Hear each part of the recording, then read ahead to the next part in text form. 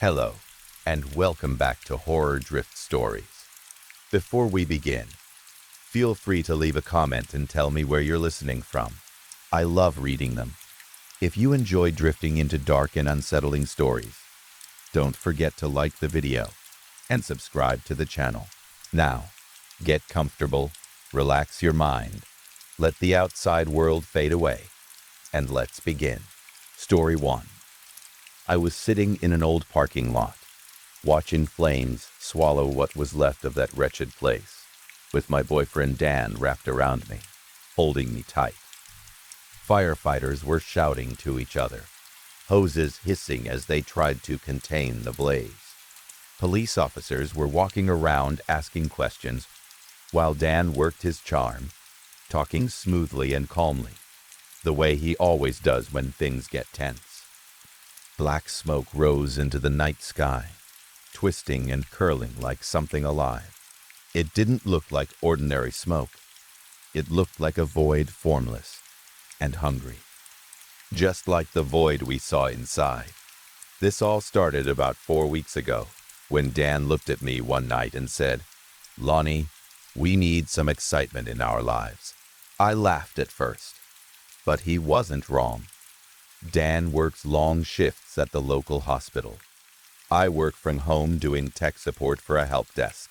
We had slipped into that slow, predictable routine couples fall into after years together. Eat, work, sleep, repeat. Comfortable, yes. Exciting? Not even close. We've always bonded over horror movies and ghost stories. We're the kind of people who will pause a film just to argue about whether a haunting is realistic. So when Dan mentioned excitement, my mind immediately went somewhere dark. I started researching places nearby that had a strange history. We didn't have many days off together, so it had to be local. At first, it seemed hopeless. A haunted library 2 towns over. A recreation center where some kids were attacked in the early 90s. Nothing that really grabbed me. I would have loved to go upstate to the Wood Creek Massacre cabin, but that was hours away. Then I found it. An abandoned nightclub called the Royal Club, right in our own town. I had never even heard of it, which made it more interesting. I started digging into its history, and the deeper I went, the darker it got. Back in the 1850s, it was part of a logging camp. One night, a man accused another of cheating at cards and buried an axe in his face.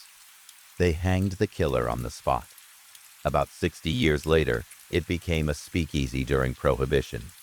Nothing major reported except a few overdoses, morphine, heroin, quiet deaths. In the 1930s, it turned into a meeting spot for bootleggers and small-time criminals.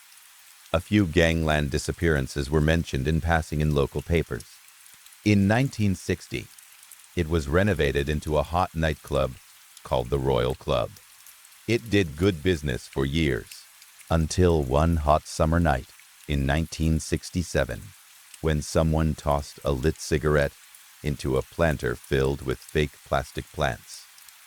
The fire spread fast. With no proper sprinkler system, the place went up like kindling. 30 people burned to death. The building was restored again in 1981. Then, in 1996, a former employee walked in with a shotgun and killed 12 people before turning it on himself. After that, it shut down for good. What struck me most wasn't just the violence. It was how quiet it all was. The articles were short, sparse, barely covered, no national attention, no big documentaries, just local whispers. It felt buried. I called my older sister, who grew up in town like I did. After I finished rambling, she sighed. "Lonnie, only you would hear about something that morbid and get excited." "So, do you remember it?" I asked. "We were too young to go when it was open," she said. "But after the shooting, nobody went near it. It always had a bad vibe. Just promise you'll be careful, okay?" I promised. The next night, Over Chinese takeout. I pitched the idea to Dan. That sounds fun, he said, but we're not breaking in like those urban explorer YouTubers. Of course not, I said quickly. We'll just look around, and I'll finally use my camera. I had saved up for a high-end camera the year before, but barely used it. This felt like the perfect excuse. Saturday came. We took our time getting there. It was only 20 minutes outside town, but we made a day of it. Grabbed lunch. I took pictures of the countryside as we drove. Eventually, we turned off the main road onto a dirt path that led to the old parking lot. The asphalt was cracked and sunken, weeds breaking through in places. You ready? Dan asked. Yeah, I said, swapping in a fresh SD card. The building was squat and gray, with faint Art Deco details. Plywood covered most windows, though some boards had fallen, leaving jagged glass exposed. The neon sign still hung above the entrance. Royal was visible, but the A and Y had fallen and lay broken near the doors. I started snapping pictures, different angles, close-ups, wide shots. Then the wind came. It was sudden and cold, and it sent a chill through me. The front doors creaked open, the old police tape fluttering. Did you open those? Dan asked. No. We stepped closer and peered inside. It was pitch black. Not just dark. It felt like the light died a few feet past the threshold.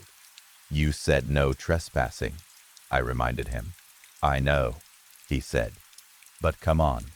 We stepped inside. The air felt wrong immediately. Musty, stale, with a faint scent of old gunpowder and alcohol. Chairs were stacked on tables. A dance floor sat in the center. An empty bar to the right. Bathroom doors marked men and women. It felt frozen in 1996. But something was off. There was no dust. Dan picked up a matchbook from the bar. Look at this. It looked new. I rubbed my finger across the bar. No dust. It felt staged, like a set waiting for actors to return. Then I heard it. Music. Faint at first, and laughter. Do you hear that? I asked. Dan frowned. Maybe the wind? I want a few more pictures, I said. Then we leave. He jokingly struck a pose on the dance floor. I laughed. Then he looked at me differently. Before we go, he said, dance with me. Something pulled at me. I stepped onto the dance floor. The lights above us flickered on by themselves. Music filled the room. Overlapping eras. Jazz, 60s rock, 90s club beats. All blending into one strange harmony. Dan took my hands. We started moving. It felt warm, euphoric, like we were wrapped in something comforting. In my peripheral vision, I saw others, couples dancing, but we never bumped into them. The music built louder and louder until it became chaos. Then my phone rang. The sound snapped everything. The music stopped. The lights stayed on, and I saw them clearly. A flapper with a needle dangling from her arm. A miner with an axe buried in his skull. A man missing half his head. A woman burned black on one side. Bullet holes. Burn marks. Slashed throats. The entire room was filled with the dead. They stared at us. A man in a pinstripe suit, with his throat cut, smiled knowingly. Dan, I whispered, we need to leave, now. We moved for the doors. They slammed shut. Tables slid in front of them. The entire crowd turned toward us. Then I saw it. In the corner. A black shape. Not a shadow. A void. It twisted until it formed something like a face and smiled. I felt cold all the way through. We ran for the kitchen. Chairs and bottles flew past us. We barricaded the doors, Something pounded on the other side. Laughter, screaming, music returning in fragments. Black tendrils slipped through cracks in the door. Dan found a back exit blocked by a cabinet. We couldn't move it. The kitchen doors shook violently. I saw a window above the sink. Dan smashed it open with a fire extinguisher. Come on. But a thought filled my head. Burn it. I turned on the gas stove. The smell filled the room. I grabbed a bottle of high-proof liquor and a towel. Dan pulled me toward the window. I lit the makeshift Molotov with the matchbook from the bar. I threw it inside. We ran. The explosion knocked us down. Flames roared. And I swear I saw figures rising in the light. Firefighters later called it an accidental gas leak, but when they cleared the rubble, they found something else. Under the dance floor. Piles of bones, linked to missing persons over the last 30 years. That thing had been feeding, and now the building is gone. Some nights I look at the photos I took. Every single one has a dark shape in it, always in the corner, always watching. What terrifies me most isn't what we saw, it's that we might have set it free. So if someone invites you somewhere abandoned, if someone asks you to dance, be careful. You never know who's really hosting the party. Story 2. I worked the night shift as a security guard in a hospital that officially shut down years ago. Technically, only one wing is still active. It's used for storage now. Old equipment, archived files, furniture nobody wants but nobody is ready to throw away. The rest of the building is sealed off, dark, quiet, forgotten. When I took the job, they told me I'd be alone from 10 p.m. to 6 a.m. No nurses, no patients, no cleaning crews, just me, the security system, and a building that still smelled faintly like antiseptic and something older beneath it. The first 2 weeks were boring.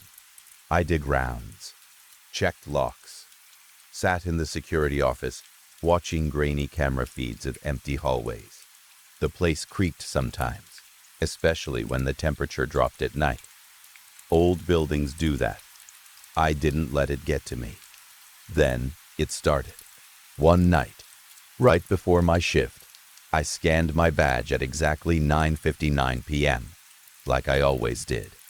The reader beeped. The screen flashed my name. Elias Morgan. Clocked in.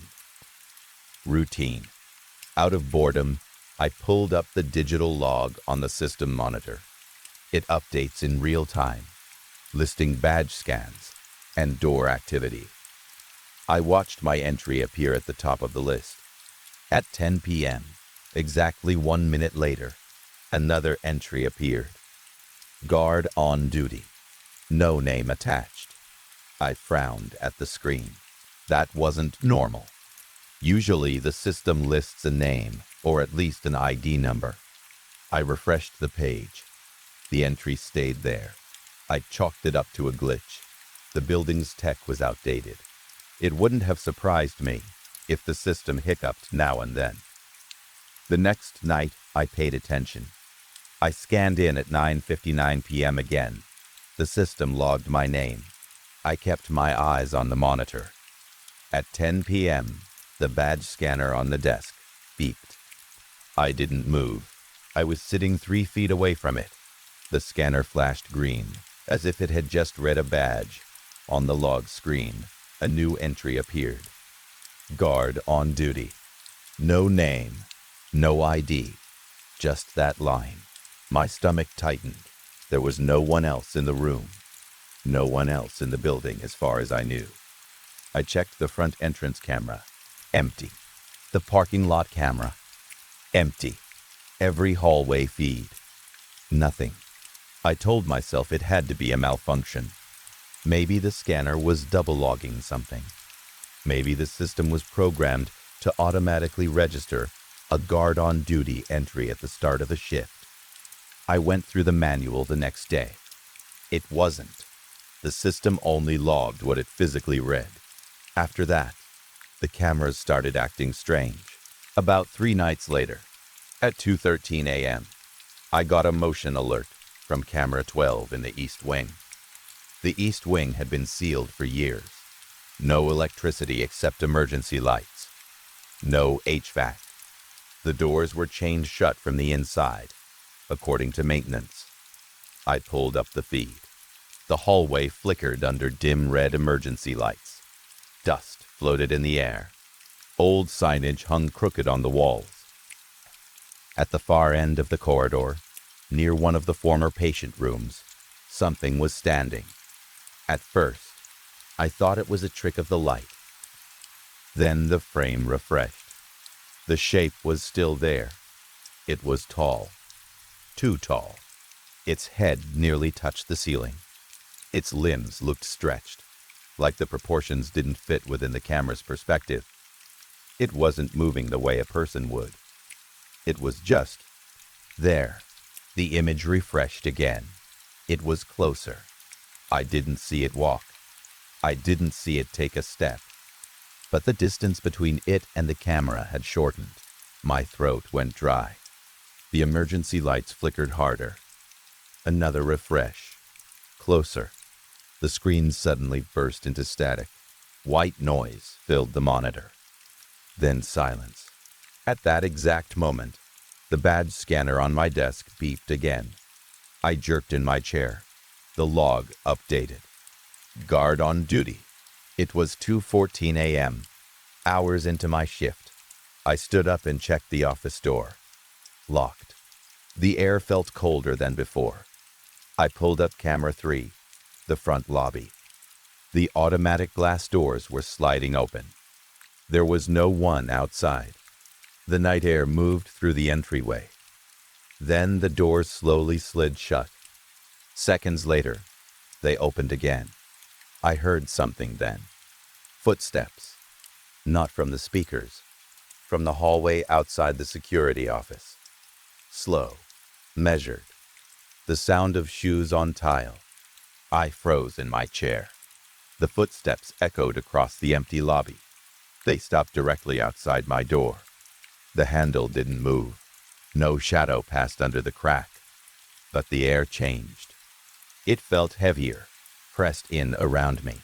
My skin prickled like I was standing too close to something massive. The badge scanner beeped again. The log updated. Break started. No name. My heart started pounding. I forced myself to look at the camera feed for the hallway outside the office. At first, the screen looked empty. Then, something shifted. A blur stood directly in front of the door. It wasn't fully solid. The image warped around it, like the camera couldn't focus properly. Its head was tilted sharply to one side. Its body looked too long, like it had been folded to fit within the building's ceiling height. It leaned closer to the door. The image distorted violently. Then the feed cut to black. I don't remember what happened after that. I woke up to someone shaking my shoulder. Morning light was filtering through the lobby windows. 2 maintenance workers were standing over me. "Hey," one of them said. "You okay? You passed out or something?" I was still in my chair.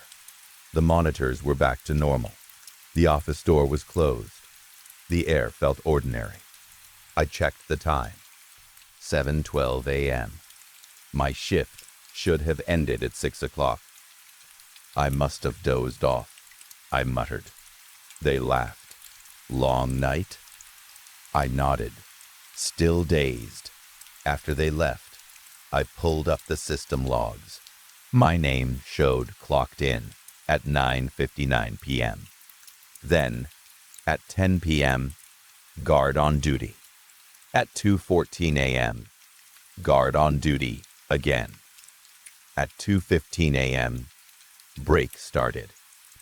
Multiple door entries showed activity across different wings of the building between 2:20 and 5:45 a.m. The east wing doors, sealed doors, were logged as opened and closed. The front lobby doors opened and closed 12 times. Motion sensors triggered in hallways I had never stepped foot in. At exactly 6 a.m., the log read, "Guard clocked out. No name." I never scanned my badge. I never left the chair. According to the system, I completed my entire shift. I quit that same day. I didn't argue. I didn't ask questions. I just handed in my badge and told them it wasn't the right fit. They didn't push back. But here's the part that keeps me up at night. Every evening, at exactly 10 p.m., my phone buzzes with a notification from the security app. It still has access to former employees' shift updates. 10 p.m. to Elias Morgan clocked in. 1 minute later, guard on duty. No name attached. It happens every single night. I deleted the app. The notifications kept coming through email. I blocked the sender. They started appearing as calendar alerts. At 6 a.m., without fail, another message. Guard clocked out. No name. Whatever scanned in that night didn't leave with me, and it's still showing up for work. Story 3. She runs her fingers through the grass, slow and careful, collecting the cold dew on her skin. It clings to her like tiny beads, and the chill crawls up her hand and into her arm. It feels like winter is coming from inside her, not from the air. Almost as cold as her heart. Not quite. "But will you hurt me?" the little bunny asks. His voice is small, but there's fear tucked inside it. "Of course not," the girl says. She strokes his fur, gentle and steady. For a moment, her face softens, like she's just a kid again. But behind her golden curls, her eyes stay strange, flat, dark, and too old for her age.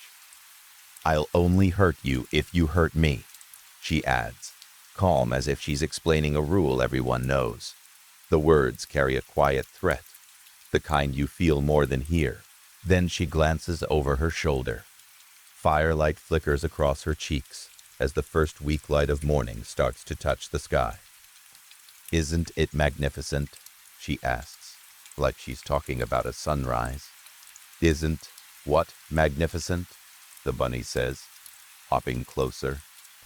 "The fire," she replies, almost smiling now. "It's beautiful, isn't it?" The bunny looks toward the flames.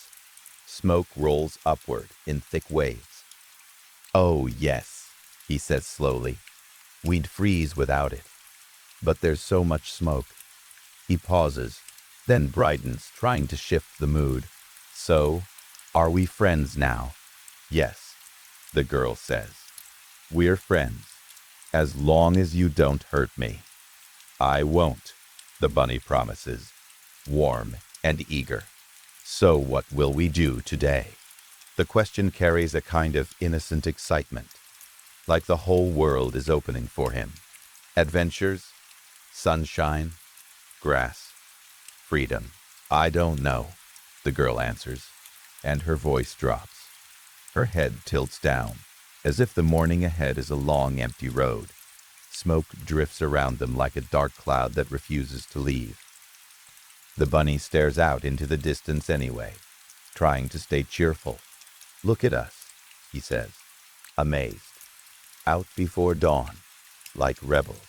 The girl looks at him and pets his fur again, slow and careful, like she's reminding herself he's real. "This is a cruel world, little bunny," she says. "You can't just walk out there and live your life. You have to fight for it." The bunny studies her. She's maybe 11 or 12. Small frame, lilac dress. Mary Jane's planted on the curved edge of the pavement. She looks like someone who should be thinking about school and cartoons, not the way the world works. He thinks about his own life. He has been alive for years. A house rabbit, well-fed, clean, safe, alone in a cage most days, but safe. And now, finally, free. I escaped, he says proudly. Did you? She asks, and there's a tiny spark of amusement in her eyes. I did, he says, leaning into it. My owner fell asleep. So suddenly. And he left my cage open while he was getting water for me. Did he? She repeats, like she's tasting the words. You'll never guess where I've been, the bunny says, thrilled with himself. I don't know, the girl replies, rubbing her arms as the wind cuts across her skin. But I'm sure you'll tell me. I've been roaming the village all night, he says, like it's the greatest thing that's ever happened to him.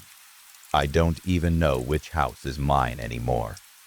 He laughs softly, completely unaware.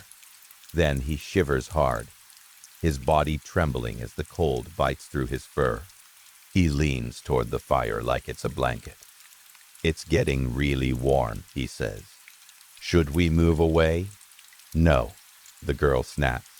The word comes out sharp, sudden, full of something hot beneath the cold. Don't tell me what to do. I want to be close to the fire. The bunny flinches.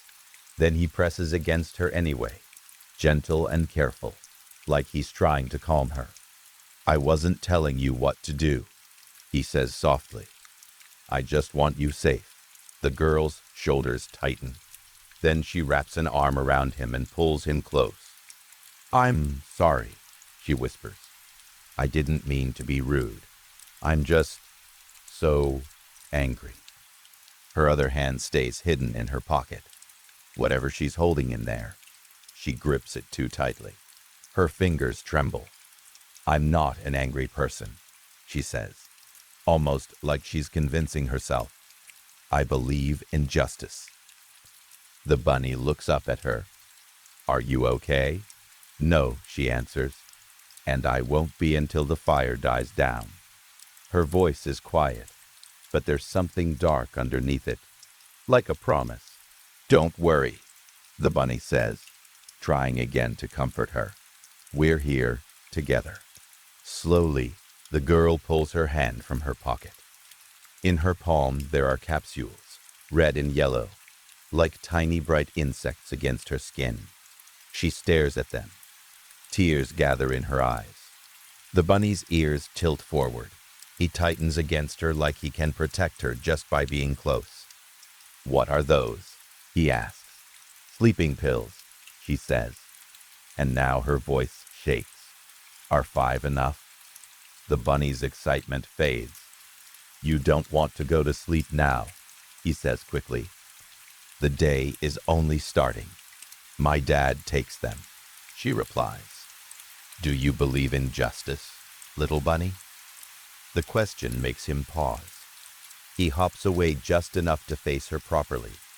Like this is important. I do, he says. There is a hint of uncertainty in him, like he's not sure what game they're playing. So what's the difference, she asks, between justice and revenge? The bunny turns in a small circle, thinking hard. He even strokes his little fur chin like a tiny old professor. Well, he says slowly, justice is balancing what was wrong, and revenge is tipping it too far. The girl's eyes shine with tears that don't fall. I have faced an injustice, she whispers. The bunny watches her face, and he can see it now. Pain sitting behind her eyes, pressed deep into her like something lodged under skin. You know what? The bunny says, suddenly deciding. Let me take you home. Where is your home? Where is your dad? He's sleeping, she says. They all are. Confusion twists through the bunny. How is it that a young girl like you is out here alone at this hour? He asks carefully. Where are the grown-ups? The girl jerks, suddenly reaching behind her back. Ow, damn it, she hisses. What's wrong? The bunny cries. Are you hurt? Yes, she says, wincing. It's the flames. Something just burned me. The bunny tugs at the hem of her dress with his teeth, trying to pull her away from the heat. We're too close, he urges. We need to move back. But the girl doesn't move. Instead, she speaks, as if she can't stop herself. He wanted what they wouldn't sell, she says, staring straight ahead. Their business.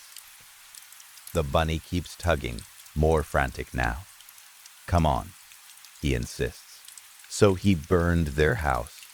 She continues, tears spilling now, but her face still looks empty, like her feelings are trapped somewhere far away. And then he brought me here, to live in this house. She tilts her chin toward a house across the lawn behind them. That house? The bunny asks, his voice sharp with fear now. Who lives there? The girl doesn't answer right away. Her eyes look through him, through the grass, through the smoke, like she's seeing something else entirely. Then, softly, she says, the man who hurt my family. The bunny's body goes tense. Is he home? Yes, she says. The bunny looks back at the house. Fire is licking at it. Flames are climbing.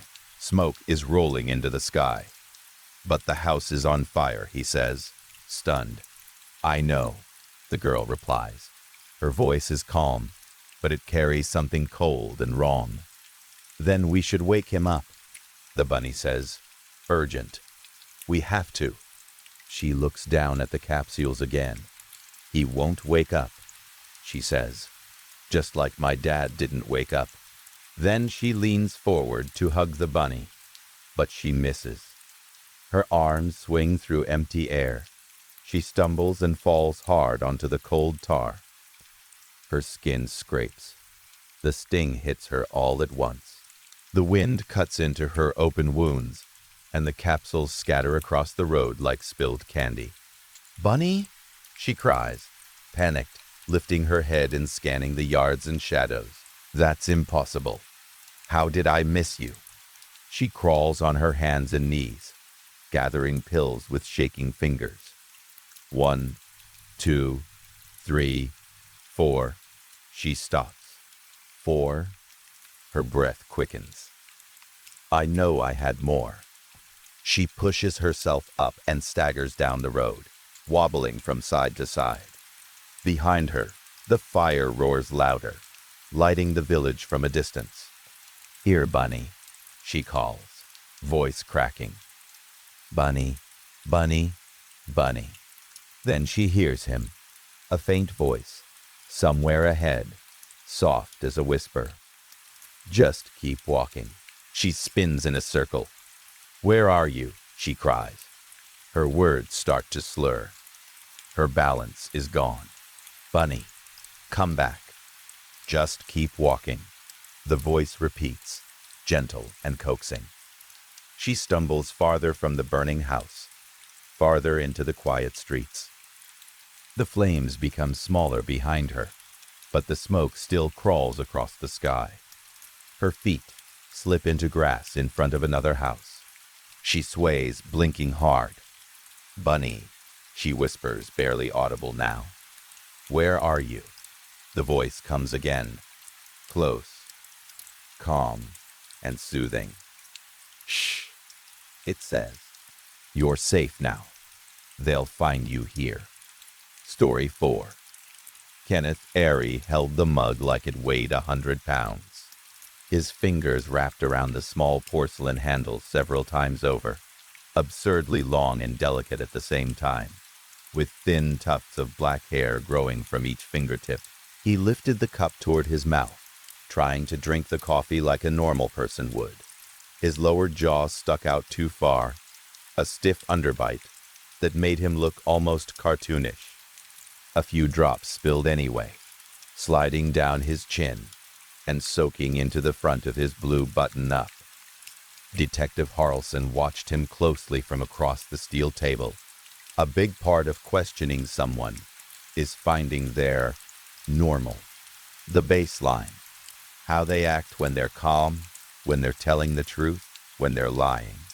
Harrelson had already read the reports. He already knew the facts that could be verified.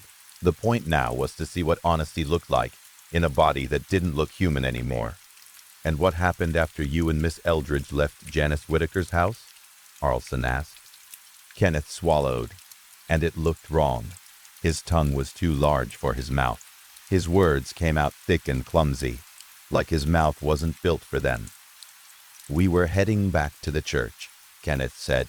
Mrs. Whitaker was our last stop. So we cut through the woods off 3rd Street. It's faster. Harrelson nodded. He already knew they had been canvassing homes for the church fundraiser. He already knew where the route would have been. He watched Kenneth's eyes as he spoke, searching for that tiny shift that meant someone was building a lie. Kenneth blinked slowly. We were almost out, he continued. I could see the streetlights on 6th through the trees, and then the ground was just gone. I fell. We fell. The memory pulled him back so hard his shoulders tightened. He seemed to forget the table, forget the room. For a second, his eyes weren't in front of him. They were somewhere else, looking up through branches and starlight, while the world dropped away. Harrelson waited until Kenneth's breathing steadied. And then, what happened? He asked. A thick tear slid down Kenneth's cheek. It moved too easily, almost without friction, over the curve of fur that shouldn't have been there. It caught on a strand of hair at his chin and fell onto the table with a soft plop. Harrelson stayed patient. He'd been patient through worse, but he'd also learned to manage time. Kenneth had broken down before. Last interview, they'd needed 7 rounds of sedative to stop him from injuring himself. They didn't have that kind of time again. Kenneth, Harrelson said firmly, Julia might still be alive. I need you to focus. Kenneth's yellow irises floated in the center of blackened eyes, like tiny suns trapped in darkness. He nodded quickly, as if agreeing might hold him together. I'm sorry, he whispered. We fell for, I don't know how long. It felt like forever. When we hit the ground, I heard a snap. I thought it was me. Then Julia started. He stopped. Harrelson snapped his fingers sharply. Keep going. Kenneth flinched. Then his voice came out strained, bitter. She started screaming. I don't blame her. I know she was hurt. But God, I wish she'd stayed quiet. He looked up at Harrelson like he needed permission to say the next part, like he expected to be called crazy. Julia screamed and things started coming out of the walls, he said. Bugs. Tiny, disgusting things. They poured out like water. I felt them before I saw them. Thousands of legs crawling over me. I grabbed my phone for a light. I was swinging my arm like a maniac, trying to brush them off. He rubbed his palms together, like the memory put the crawling sensation back on his skin. When the flashlight came on, they scattered. Harrelson leaned forward. What did they look like? Kenneth swallowed again. His throat moved wrong, too. They were small, he said, but not like normal bugs. Their bodies looked sharp, like they were made for cutting. They stayed on the walls for a while after that, just waiting. We screamed for help, but no one heard. My phone battery was dropping fast. His frilled throat sacs inflated when he inhaled, puffing out around his neck like a lizard. Harrelson forced himself not to stare. I wanted to stay put, Kenneth continued. I was terrified of getting more lost. But Julia grabbed my phone and ran down a corridor. You didn't follow? Harrelson asked. Kenneth's voice cracked. I froze. Harrelson held his gaze. You did the right thing, he lied gently. The farther in you go, the harder it is to come out. Does that mean she's... No. Harrelson cut in quickly. Now that we know where she is, her chances are better. We can find her, but I need everything you remember. Kenneth took a shaky breath. When the light left them, he said, the bugs started glowing. Not like neon. Not like any color I've ever seen. I can't explain it.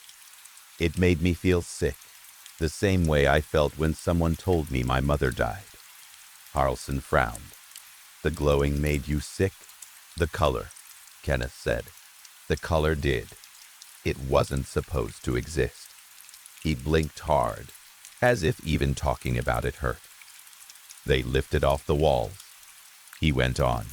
Some went after Julia, but most stayed with me. They hovered, buzzing. I stood up to run. And then, his throat bobbed.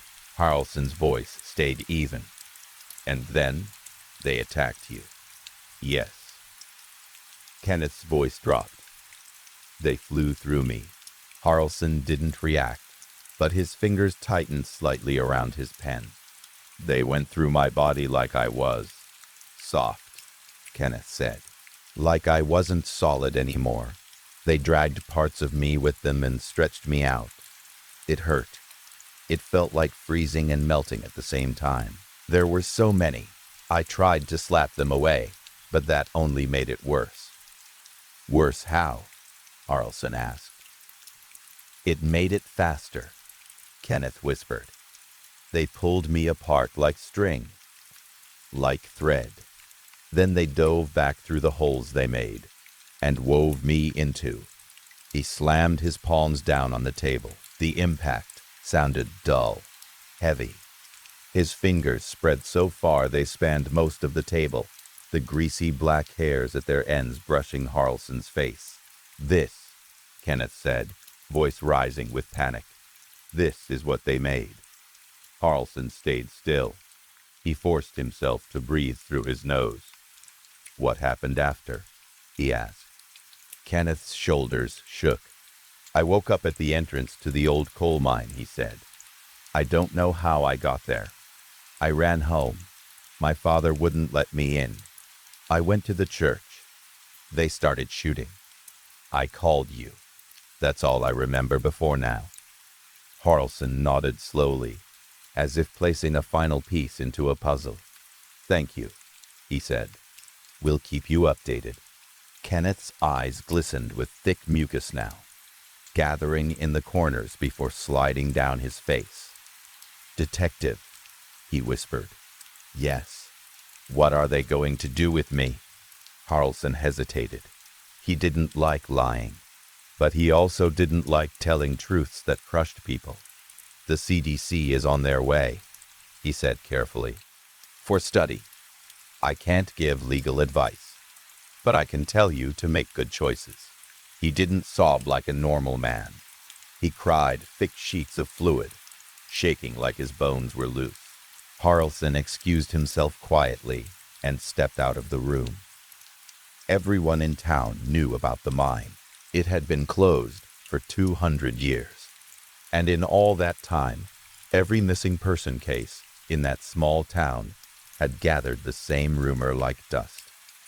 Something lived down there, something that took people.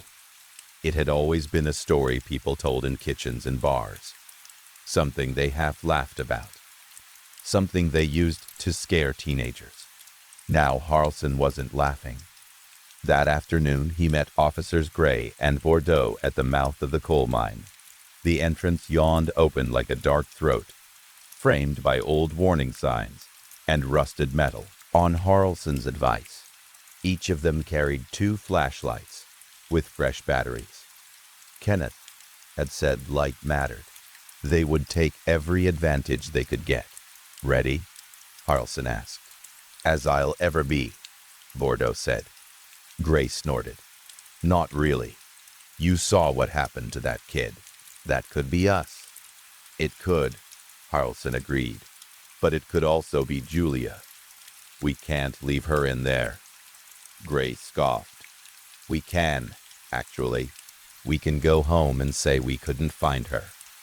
Bordeaux grabbed Gray by the back of the neck and shoved him forward. All right, asshole. Let's go. They entered. The air inside smelled like damp stone, old sweat. and something rotten beneath it all. The darkness pressed in hard, making the flashlight beams feel small and weak. Harrelson became aware of pressure in his ears, like the mine itself was listening back. He imagined wings, tiny legs, Julia screaming. Bordeaux moved first, sweeping his light like he was clearing a room. He was a father of 2 girls. He had volunteered fast, telling himself this was what good men did.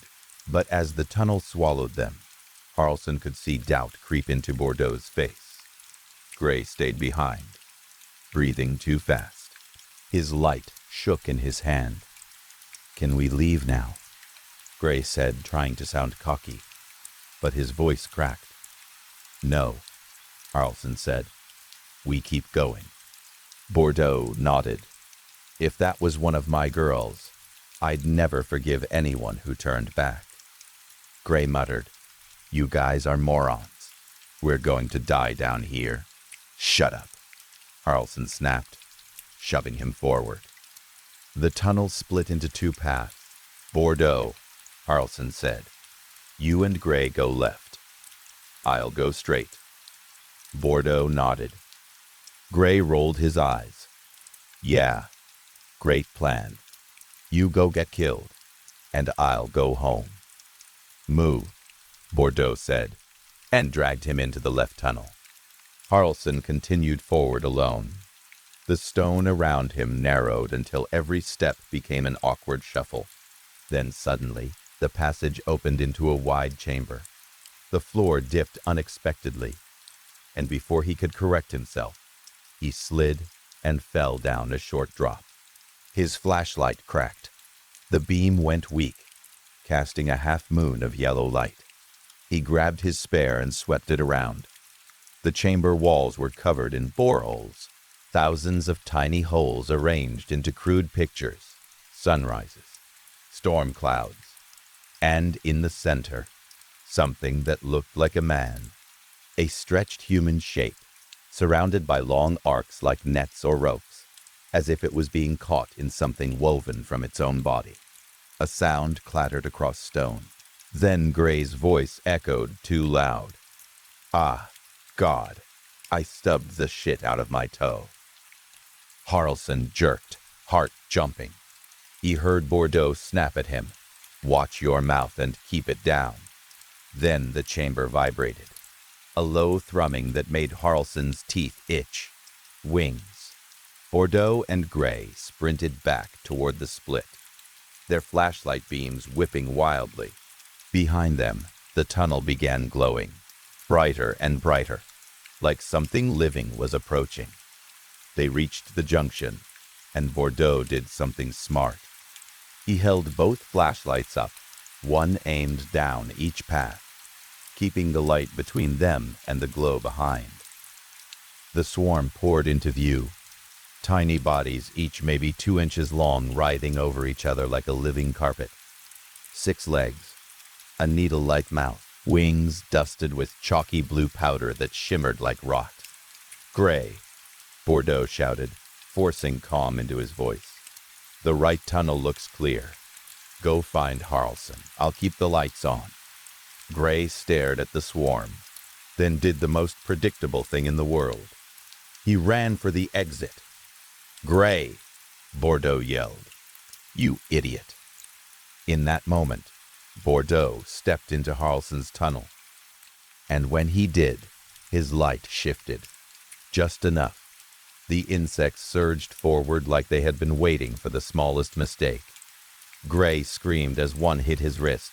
The pain must have been immediate, because his scream turned sharp and wet, like something tearing. More insects slammed through him. His flesh stretched and warped, thinning into strands that never fully snapped. 10 became dozens. Dozens became hundreds. They pulled him apart like taffy, carrying him down the tunnel as a tangled mass of muscle fibers, no thicker than hair. Harrelson stood frozen, horror turning his blood cold. The sound of wings filled the mine, pounding against his skull. Then the sound faded. Harrelson swung his flashlight wildly, desperate to find another exit before the swarm came back. The beam crossed the chamber again, and it caught a face. A human face in the far shadows. Harrelson's heart leapt. A young woman, Julia, matching Kenneth's description. He moved closer and saw more faces. An old man, a boy no older than 11, 2 women who looked like twins, and Kenneth. "What the hell?" Harrelson whispered. All the eyes snapped open at once, not slowly, not waking up, snapping open like lights switching on. Their heads shot toward him on long necks, snapping turtle fast. A thick appendage slapped the ground like a tentacle and dragged the whole mound forward into the light. It wasn't bodies standing together. It was one thing, a hive made of human skin, necks and heads added to it, like someone had stitched them on without care. Harrelson turned to run. Toothless jaws grazed his shoulder. He felt gums scrape fabric. He ran harder, the chamber echoing with the wet sound of stretching flesh and the horrible slap of that tentacle. At the tunnel entrance, he collided with Bordeaux. Bordeaux looked wild-eyed. "We have to go." "Yeah," Harrelson gasped. "This way." They reached the junction.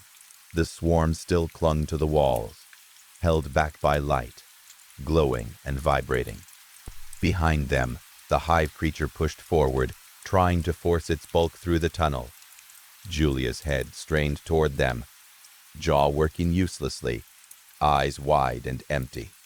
Bordeaux raised his pistol and fired until the magazine clicked empty. Julia's skull burst, gray matter spilling out like dropped fruit. Her body kept moving anyway, still pressing forward. Bordeaux's voice trembled. "What do we do?" Harrelson swallowed. "If we duck into the other tunnel, it just loops back to that chamber." Bordeaux's face tightened. He dug into his pocket and shoved a knife into Harrelson's hand. "Give this to my girls," he said quickly. "Tell them I love them." Bordeaux, "No." But Bordeaux had already turned the corner into the other tunnel and turned off his light. Instantly, the swarm surged toward him, drawn by the darkness he created. "You've got to move your light," Bordeaux shouted back. "They'll follow me, and you can get out." "I'm not doing that," Harrelson shouted. "Come back." There was no answer, only the growing roar of wings. Then Bordeaux's voice, quieter now, strained but steady. "Harrelson, my radiologist gave me 2 weeks. That's why I'm not giving you a choice. Turn your light away. It's okay." Harrelson's hand shook so violently he could barely keep the flashlight aimed. "Forgive me," he whispered. The words weren't for Bordeaux. They were for whoever was listening, for whatever watched choices like this. He turned his light. The swarm surged into the tunnel after Bordeaux. Harrelson ran. He didn't waste the sacrifice. He forced himself through the tight corridors, dodging strands of fleshy fiber stretched across the stone like ropes. His breathing sounded loud and stupid in his ears. At the mine exit, he stopped short. A web of thick, bleeding rope blocked the way out. And in the center of it, pinned like a trophy, was Officer Gray's severed head. The eyes were still open, still alive. The mouth was frozen in a helpless shape, like it wanted to speak, but couldn't. Harrelson nearly vomited. Something stabbed into him below his right shoulder. Sharp pain, hot and cold at once. Behind him, the glow was returning. He raised Bordeaux's knife and began hacking at the web. The ropes cut like living meat. Acid pain poured through his arm as he sliced. Gray's eyes rolled, hatred burning in them. Harrelson broke through and stumbled into the night. He slammed himself into his cruiser and latched the door. That's when the agony hit. It screamed down his arm like electricity. Harrelson turned instinctively and saw a strand of flesh dancing in the wind, thin and glistening, woven through tree branches by his panicked escape. He grabbed the knife again and sawed at it. The pain was unbearable. When it finally snapped free, the strand lifted into the air like it had been waiting to be released. Harrelson's right arm dropped uselessly to his side. There was a flash of pain, then nothing at all. He shook it, pinched it, even cut into it slightly. No feeling. It hung like dead weight. He drove straight to the police station, using his left hand, gripping the wheel too hard, sweating through his shirt. On the radio, panicked calls screamed for all units to return to station. When he arrived, the station was on fire. Officers staggered outside with bodies twisted wrong, limbs too long, too short, missing, or stretched into shapes that didn't make sense. People screamed.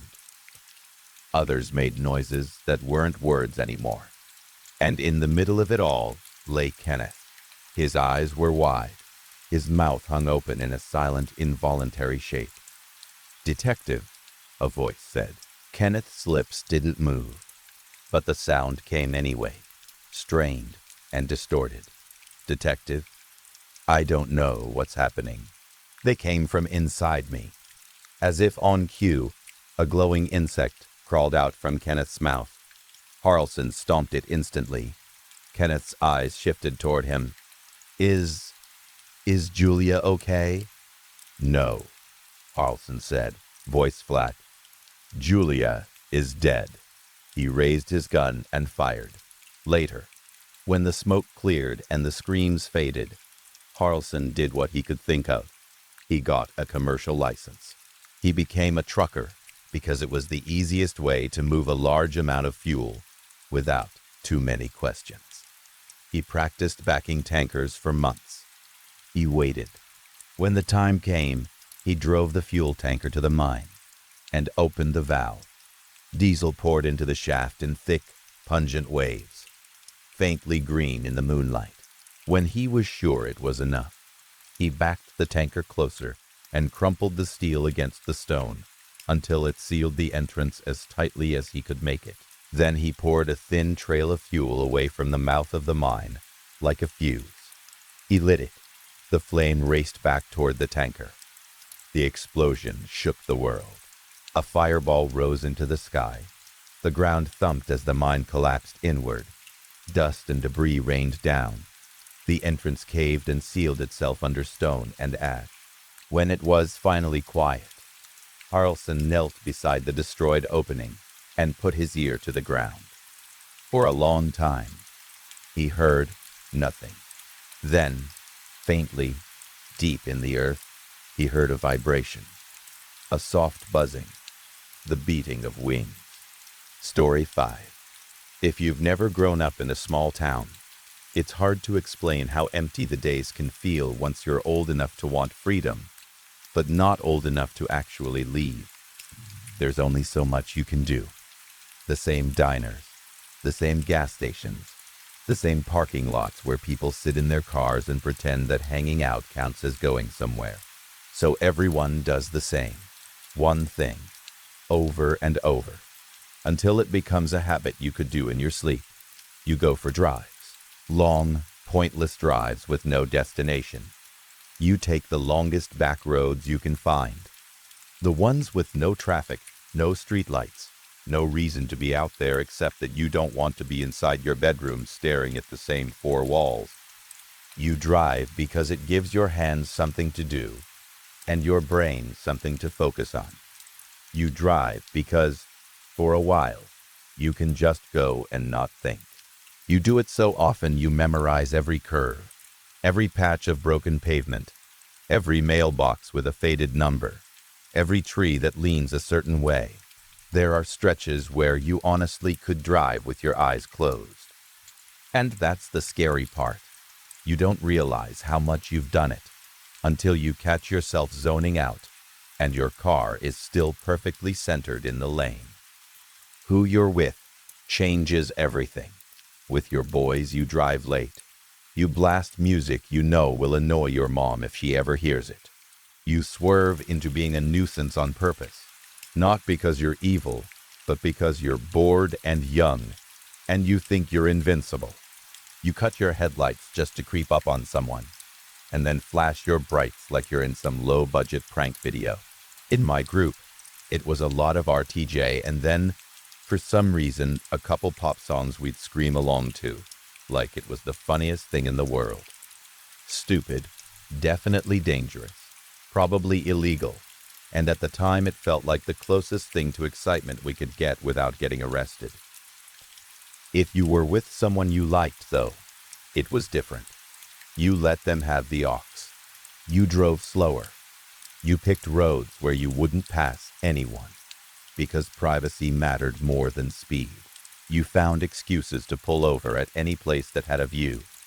Fields, hills, bridges, anything.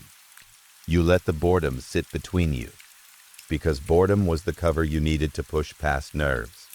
Boredom made it easier to reach over and take her hand, to see if she'd let you. Boredom made it easier to lean in and test a kiss, or to try and turn the night into something more than just driving. Now picture being in your junior year, and a new girl moves into town. Everyone hears about it, because in a small town, there's nothing new, unless it's a person. You hear her name, you wonder if she's pretty, wonder if she's cool, wonder if she's going to hate it here like the rest of us. And then you meet her, and, surprise, she's just like everyone else. Another kid who's going to burn out here unless they get lucky. Still, you ask her out. You date for a month. You break up. You both date other people. You still hang out. Because again, in a small town, your age group is basically one big messy social circle, whether you like it or not. Then summer comes. Half the kids you know disappear on family trips, or sports camps, or jobs out of town. The circle shrinks. The people left behind get closer because there's nobody else. So you end up hanging out more. You drive around more. You learn her music taste. When she has the aux XXXX Tentacion, some random songs you never would have chosen. And then something like Blonde Boys that makes you laugh even while you're trying to act cool. You find those familiar spots where boredom turns into closeness. You date again through the first half of senior year, then break up again for some dumb reason that feels huge at the time. You still hang out. Sometimes you still do more. Then you graduate, and suddenly it's another summer, the last one that still feels like being a kid. So what do you do when you go driving? I can tell you what Anna and I did. We blasted music that would disappoint both our mothers. We broke little laws and laughed like it didn't matter. And, yeah, I was hoping the night would end with me getting lucky. I'm not proud of that being my main motivation, but I'm also not going to pretend I was some deep, pure romantic. I liked her. I wanted her. Those things can be true at the same time when you're that age. We were in my Accord, the one everyone recognized, because it was ugly in a way that made it memorable. Navy blue. Except one door had been replaced with a red one that didn't match. The back seat was gone completely. The whole fold-down bench had been ripped out, and in its place, I'd mounted this oversized speaker that basically turned the car into a rolling concert. The sound system in the car was trash, so we just used the big speaker and let it rattle everything. We were on the downtown bypass at night. That stretch, where the orange streetlights are spaced out just enough to make you feel like you're moving through an endless tunnel of light and shadow. The roads were nearly empty. The air was warm and sticky with summer humidity, the kind that makes your skin feel slightly damp even if you've done nothing but sit. I heard the peel of adhesive and glanced over. Anna was pressing another sticker onto my already vandalized dashboard with the focus of someone doing surgery. She smoothed it from one side to the other to avoid bubbles. It was a gray cartoon cat, overlapping a vaporwave design, overlapping a goose holding a knife. My dash looked like a middle school notebook. "Is that normal?" I asked. She looked at me like I'd just confessed something embarrassing. "You know the gray Garfield's name? You have a sticker of him but don't know his name?" I shot back. "I thought it was a girl," she said. "I don't actually know," I admitted, and then my attention snagged on something ahead. A truck. "Turn the music down," I said. "Find something." I cut the headlights, and Anna looked up, then caught on when she saw the truck too. A grin tugged at her mouth, like she'd been waiting for a reason to be a menace.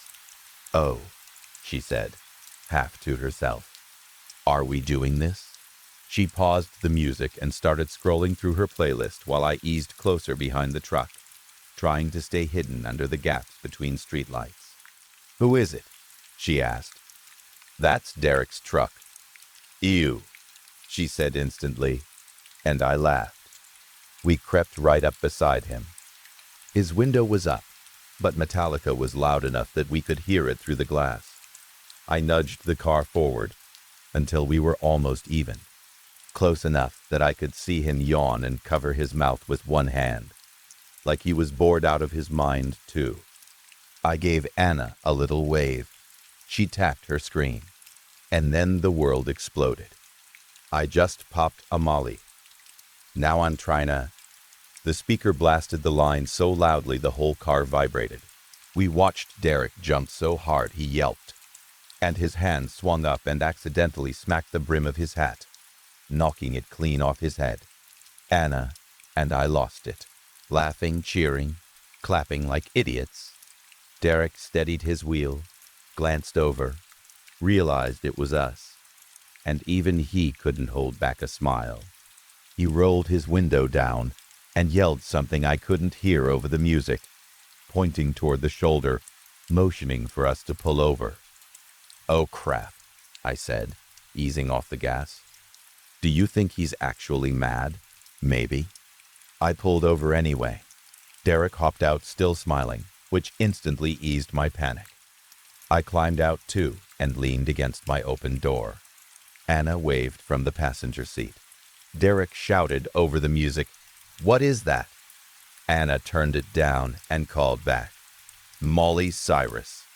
"It's pretty awful," I added. "Yeah, it is," she laughed. Derek spotted Anna properly then. "Oh, that Anna?"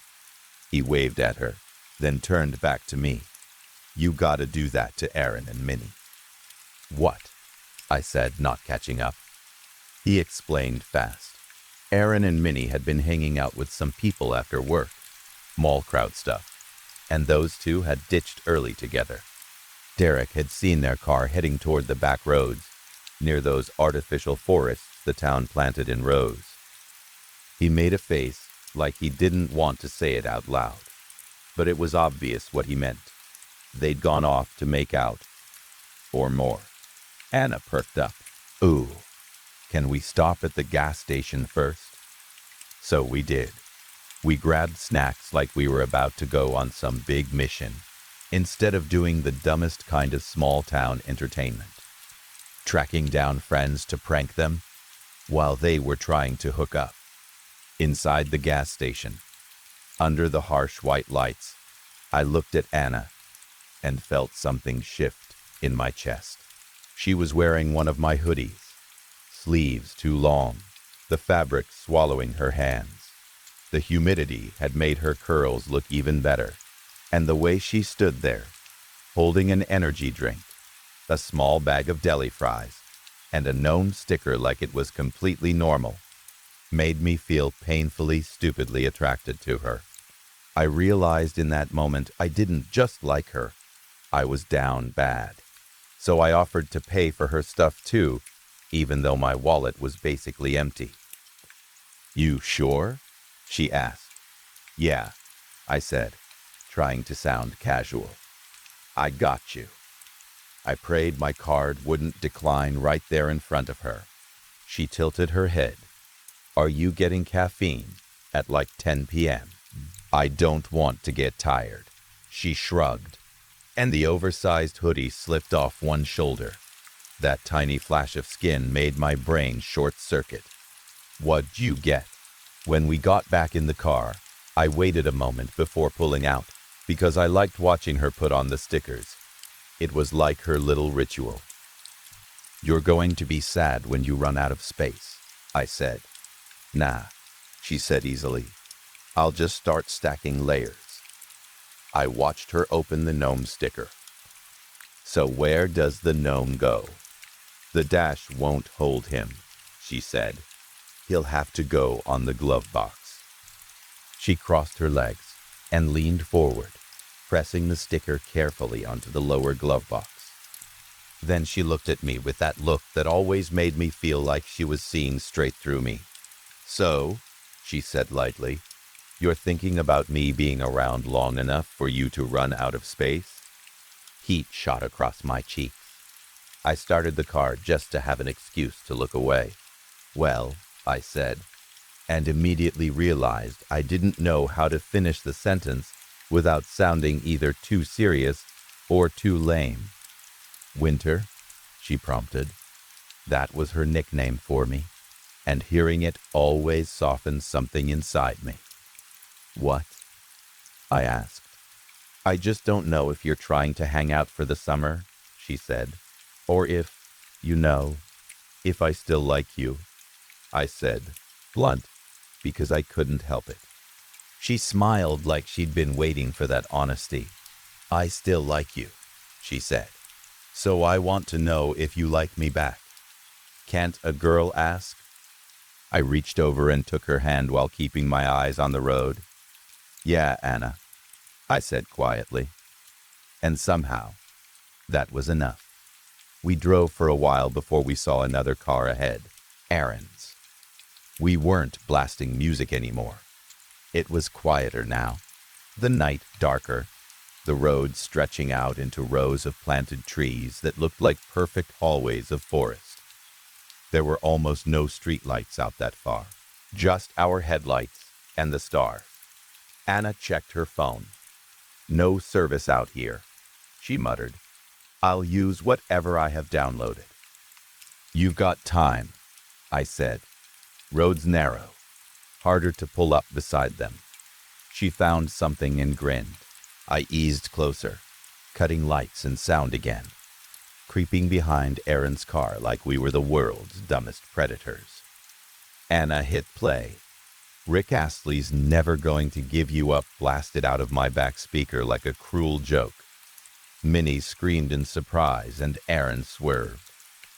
Our headlights snapped on, and Minnie whipped around in her seat and flipped us off. We cheered like we'd just won something. I started to brake to give them space again. And then, everything turned red. Aaron slammed on his brakes, and we slammed into the back of his car. For a split second, I swear I heard another heavy impact somewhere else, like something big hitting metal. But then my brain got swallowed by the crash. The seatbelt yanked me hard back. The airbags went off with a violent punch to my face. I tasted blood and heard the peal of stickers as the force shook my dash. The cars rotated, tires screeching, until we stopped sideways across the road. For a second, there was only ringing in my ears. My heartbeat, Minnie screaming, and Rick Astley still playing like the universe was mocking us. My first clear thought was Anna. I turned to her. She was sitting upright, dazed, hair wild, staring at me like she couldn't process what just happened. Are you okay? I asked.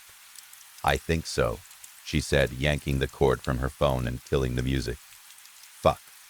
My dad is going to kill me. Then she looked past me. Are you okay? Are they okay? I peeked forward. Aaron and Minnie were climbing out of their car. Relief hit me so hard I almost laughed. Then I took a deep breath and felt a sharp pain stab my chest. Something about my ribs didn't feel right. They're walking, I said. I got out, Steadying myself, trying not to show how much it hurt to move, Anna watched anxiously from my passenger seat. I walked past Aaron's car and saw what had caused all of it. A deer lay in the road, but it wasn't like any deer I'd ever seen. It was massive. A doe, on her side, blood spreading under her in a dark pool. She tried to lift her head and made this horrible wailing sound before it dropped back to the pavement with a dull thud. Minnie stifled another scream like she was choking on it. "Oh my God," Aaron said. "Dude, what the fuck?" Then he remembered I'd hit his car, and his face tightened. But the deer was still moving, still suffering, and it pulled his attention back. "Did you hit a deer?" I asked, hearing how stupid I sounded. Aaron ran a hand through his hair, panic and guilt tangling together. "It came out of nowhere," he said. "I was looking behind me at you guys, and then it was right there. I hit the brakes, and shit." The doe kicked weakly, hooves scraping pavement. Aaron's voice dropped. "We can't leave it like this." "We should call someone," I said. "A vet, animal control, something." Aaron pulled out his phone. No service. I checked mine. No bars. "Minnie," I asked. "I don't have my phone," she said, sounding small. I thought about 911. Then about parents. Then about cops showing up and asking why the hell we were out here. Why we were driving like idiots. Why I rear-ended someone. Aaron grimaced. "We snuck out," he admitted. Minnie's parents were strict in a scary way. The kind of strict that made you understand why kids lied. "You're basically adults," I said. But even as I said it, I knew I didn't want the cops there either. Aaron looked back at the deer, and she made another weak cry. "It's wrong to leave her like this," he said. "I'm not doing it," I told him. "If you want to, that's on you." "I don't want to," he snapped. And then he walked to the roadside and started searching for something heavy. I stepped toward Minnie. She looked pale, holding her braid tight like it was a lifeline. "You okay?" I asked. "Hey, Winter," she said slowly, like she was trying to place me. "Did you hit your head?" "No," she whispered. Aaron came back holding a slab of rock, heavy and jagged. The doe cried one last time, like she could sense what was coming. Minnie turned away.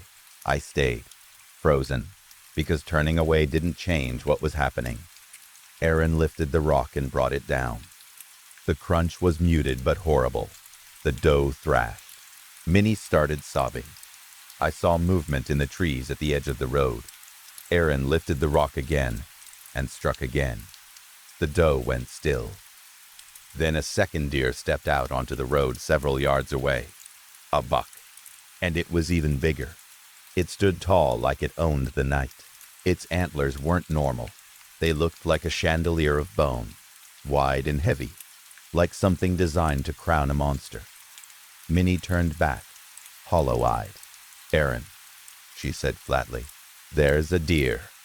The buck stamped once, then shook its head hard, antlers flashing. It started walking toward us. Then it charged. The distance closed too fast. "Shit," I muttered, moving to the side instinctively. Minnie screamed. Aaron scooped her up like he was some hero in a movie and sprinted for his car. We piled in. I scrambled into the back seat, twisting around to look out. The buck slowed beside the dead doe, nudged her body, then let out a sound that started as a smooth wail and turned into something scratchy and furious. It sounded like grief, turning into rage. It stared at Aaron's car, then stepped toward it. "We'll wait it out," Aaron said, trying to sound confident. "It'll scratch paint at worst." The buck moved to Minnie's side window. Minnie's lip trembled like she expected one of us to fix this. The deer pressed close. Then it stood up, not rearing like a startled animal, standing up like a person. My whole body locked. My brain refused to accept what my eyes were seeing. And then, with slow, unnatural control, it reached down and opened the car door. Minnie's face went blank with horror. The buck reached inside and grabbed her. I still don't understand how it did it, how a hoof could grip like a hand, but it ripped Minnie out screaming so hard it didn't sound human anymore. Her head slammed into the car ceiling as she was dragged out. Aaron's engine made that empty chugging sound like it was trying to start and couldn't. When I looked at the driver's seat, Aaron was climbing out of the car instead. "What the?" His voice shook.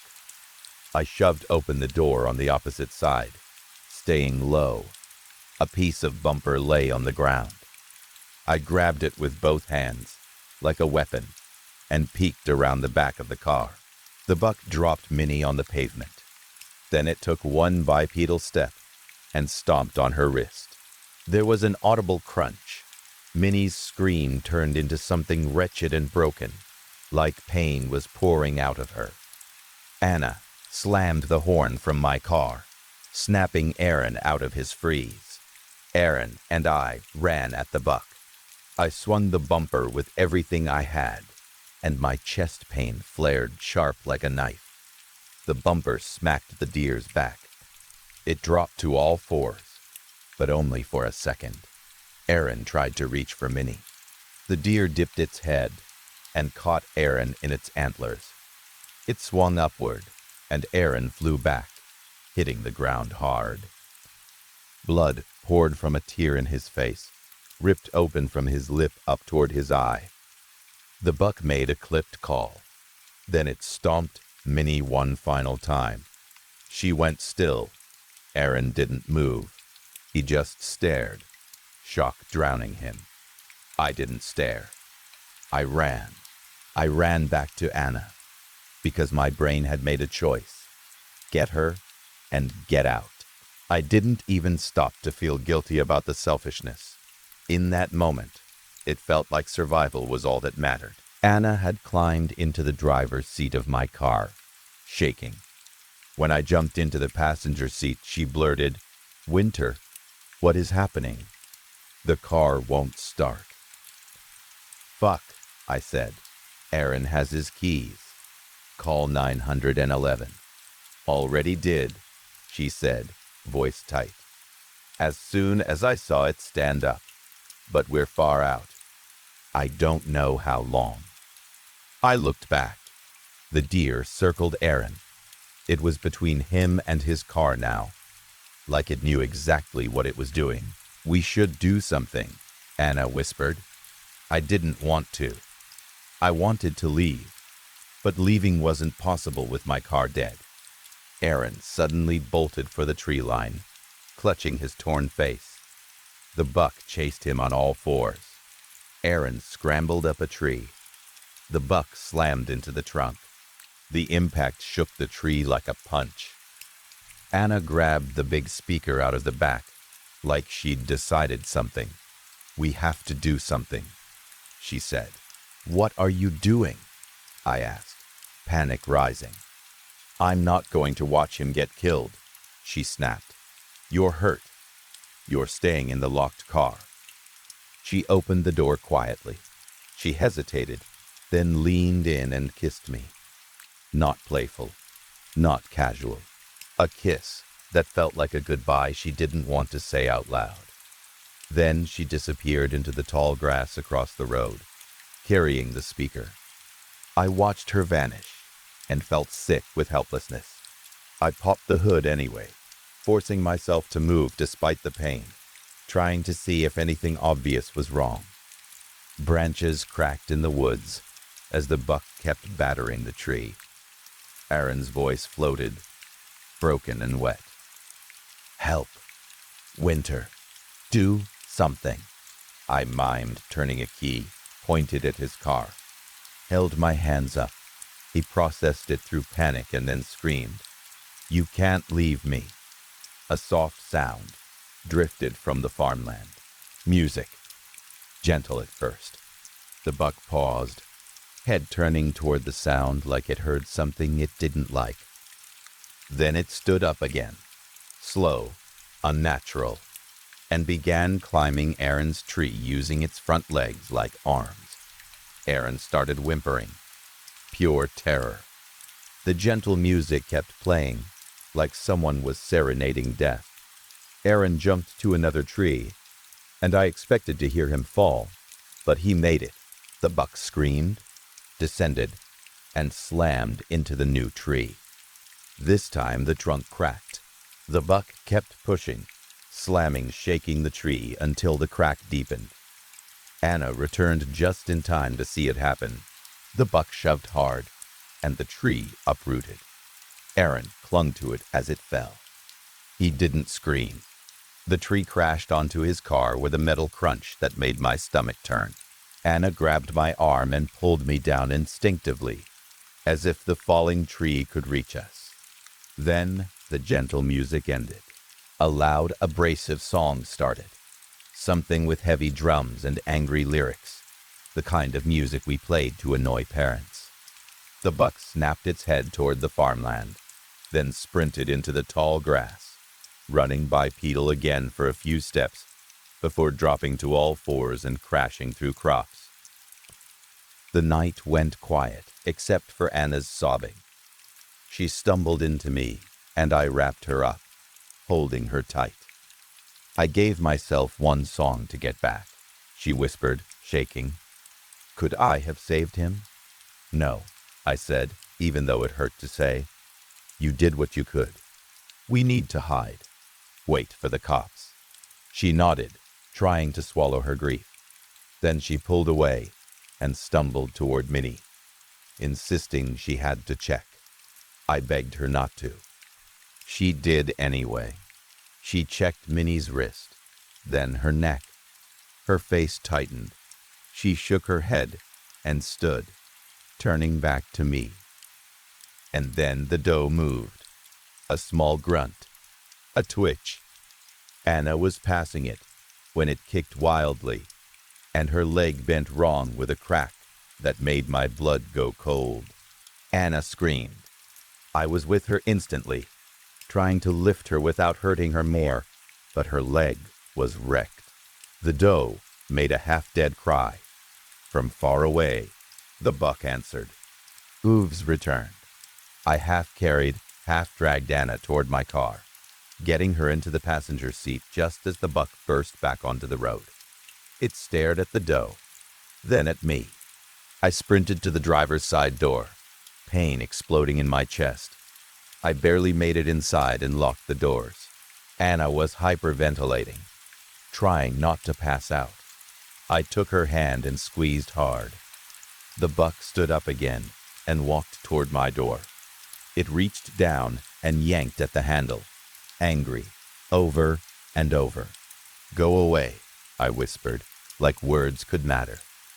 It dropped to all fours and pressed its face to the window. Then it opened its mouth and flattened it against the glass, tongue sliding out. The tongue was too long. Wrong. It wriggled like a tendril, covering the window, smearing saliva in slow strokes. I leaned away, nausea rolling up. The buck backed up and dipped its head.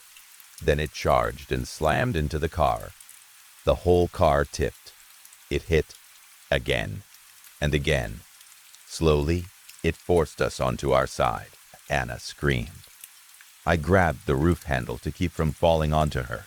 When the car finally flipped upside down, we were both yelling, panic and pain mixing together. I unbuckled Anna so she wouldn't hang. The buck climbed onto the underside and began stomping and tearing at the metal. Then I heard a puncture. Liquid splattered onto my cheek. Gasoline. It dribbled down, soaked into fabric, filled the air with fumes. Before my brain could fully catch up, I knew what could happen. A spark. A static shock. Anything. I'm going to run, I told Anna, voice shaking. You hide. Winter, she started. Before the car sparks, I said, and shoved the door open. It scraped the pavement as I forced myself out and rolled onto the road. The buck's head snapped toward me immediately. Come on, I screamed, half sobbing, half shouting. Come get me. It charged. I rolled out of the way, pain ripping through my ribs, and stumbled into the tree line. Branches snapped behind me as it followed. I zigzagged around trunks, trying to stay unpredictable, but it was too fast. It caught me. Antlers scraped my back. Skin tore. I screamed, and then I heard sirens. Relief hit me so hard I almost laughed. Then I heard the doe cry again, followed by a gunshot. The buck whipped around and sprinted back toward the road. It's coming back, I yelled, but I didn't know if anyone heard me through the trees. I tried to follow. I couldn't move fast. Every breath felt like knives. I stumbled and leaned on trees, dragging myself forward as more gunfire echoed. And then a crash. Another crash that sounded like metal folding. When I finally broke out of the woods, I saw the scene under flashing red and blue lights. A single cop car had arrived first, and the officer was already dead. The car was crushed around a snapped telephone pole. The officer lay face down in blood near dangling live wire. The buck stood in the strobing light, bleeding from 2 holes in its chest, and it loomed over Anna. Hey, I screamed. I'm right here. Anna looked up, eyes wide with panic and pain. Winter, no, she tried to say. The buck screamed, a sound so loud it seemed to rip through the night, and then it slammed its antlers down into Anna. She screamed. I screamed. It skewered her to the road. The buck stood up, lifted her writhing body high on its antlers, like she weighed nothing. I watched, helpless and shaking, hatred and disbelief tearing me apart. Then it walked backward toward the dangling wire. It stepped Anna into it. Her gasoline-soaked clothes caught instantly. Flames climbed her in bright, violent bursts. The buck dropped to all fours, watching her burn, watching me fall to my knees. We didn't even do it, I screamed through tears. We were just there. The buck answered with nothing but another animal cry. It waited until the flames died down, until Anna went still. Her charred body hung draped across its antlers like a prize. Only when more sirens arrived did it finally leave. It galloped into the dark, carrying her away, and I sat in the dirt, broken, until the rest of the emergency response found me and pulled me from the road. Story 6. Darren grew up in a grim little flat above a kebab shop, the kind of place where the air never really cleared. Everything smelled like old frying grease and harsh cleaning chemicals, like someone was always trying to scrub the same stain out of the building. Even when the windows were open, the smell clung to his clothes and hair. It made him feel like he was living inside something dirty. His mom, Janine, wasn't the type to talk much. Most evenings, she sat in front of the TV with a drink in her hand, staring at the screen like it was the only thing keeping her upright. Her eyes would narrow into these tiny pinched shapes, and Darren used to think she didn't look like herself when she drank, like the person he needed wasn't really there. He'd sit on the worn carpet and look up at the cracked ceiling, listening to the muffled sounds from the kebab place below, unsure what he was supposed to do with himself. One memory stayed stuck in his head for years. He was 7, and he burned the toast in the tiny kitchen. It wasn't even a big deal, just the kind of mistake kids make. But Janine hit him hard across the face. His nose started bleeding right away. Darren remembered the warm blood running down to his lip, and the shock of it. But what haunted him wasn't the hit, it was her mouth. For a split second, it curved upward, almost like she was smiling. It wasn't a full smile, more like her face had slipped into the wrong expression by accident. Darren stared at her, confused, and then she went back to her blank look like nothing happened. He thought about that moment over and over as he got older. It felt like it carved something into him, like it taught him the wrong lesson about what pain and smiling were supposed to mean. By the time he was 9, things had gotten worse. He came home from school one afternoon and found her on the floor. Her arm was twisted at an angle that didn't look human. There was dried vomit around her mouth, and her lips were slightly parted. That same almost smile was there again, like her face had settled that way when she died. Darren didn't scream. He just stood there, staring at her, waiting for her chest to rise. It never did. When the paramedics arrived, one of them crouched down and asked him if he understood what dead meant. Darren nodded. He wasn't sure he did, not really. But he nodded anyway, because adults always wanted kids to nod.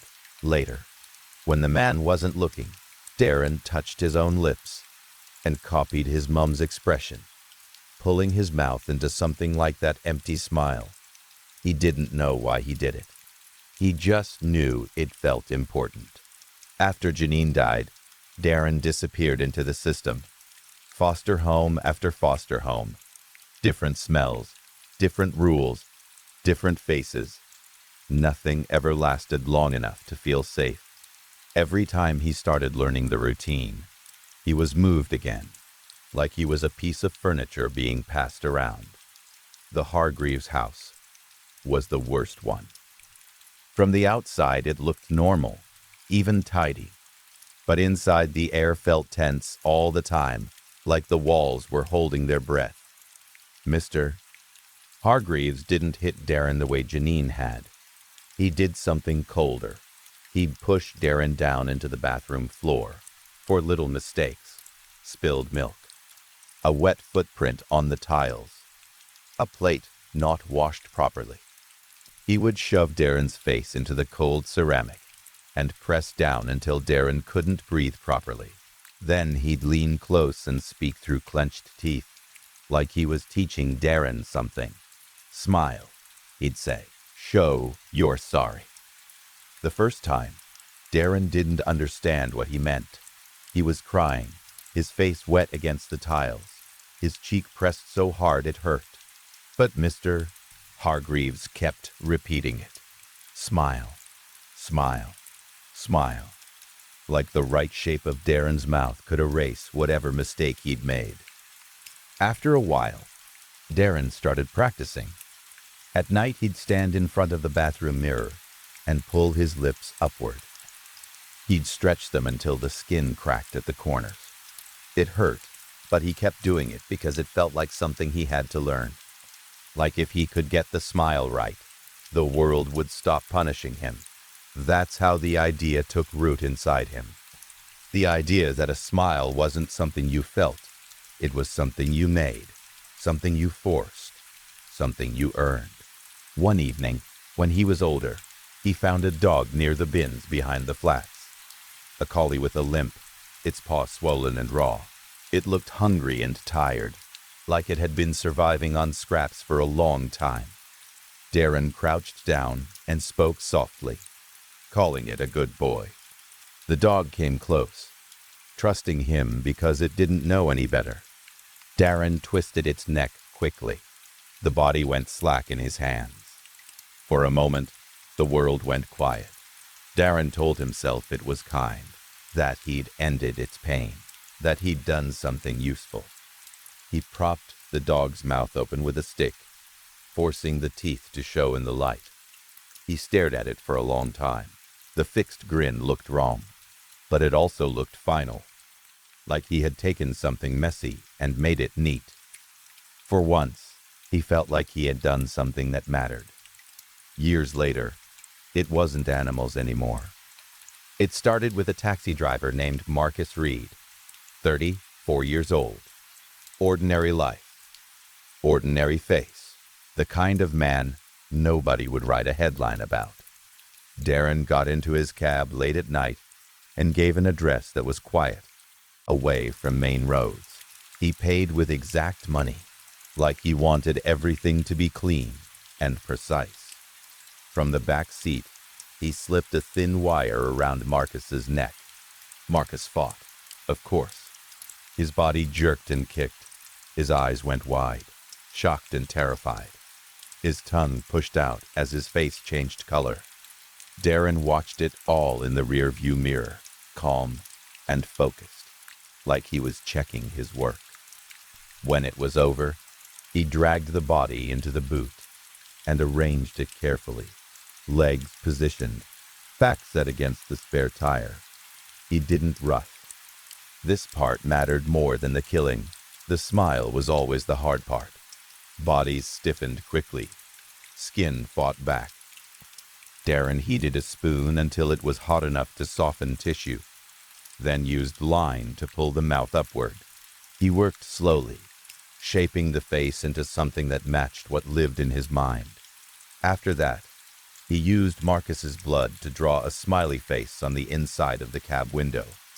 He waited until the glass fogged slightly, because he wanted it to show up under the mist, like a secret revealed at the right moment.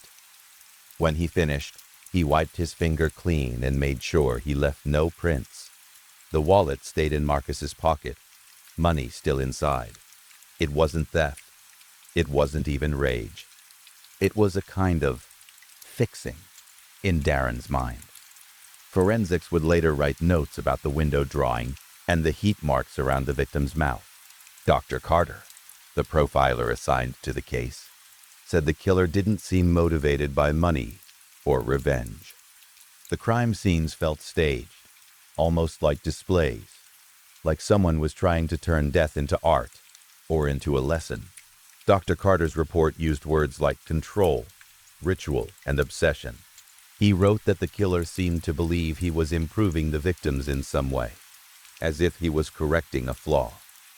Detective Eleanor Voss was the one who caught the case, and it got under her skin fast.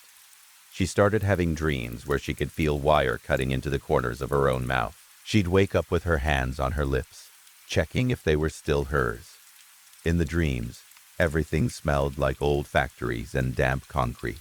Rain hit the windows all night, tapping like someone trying to get her attention.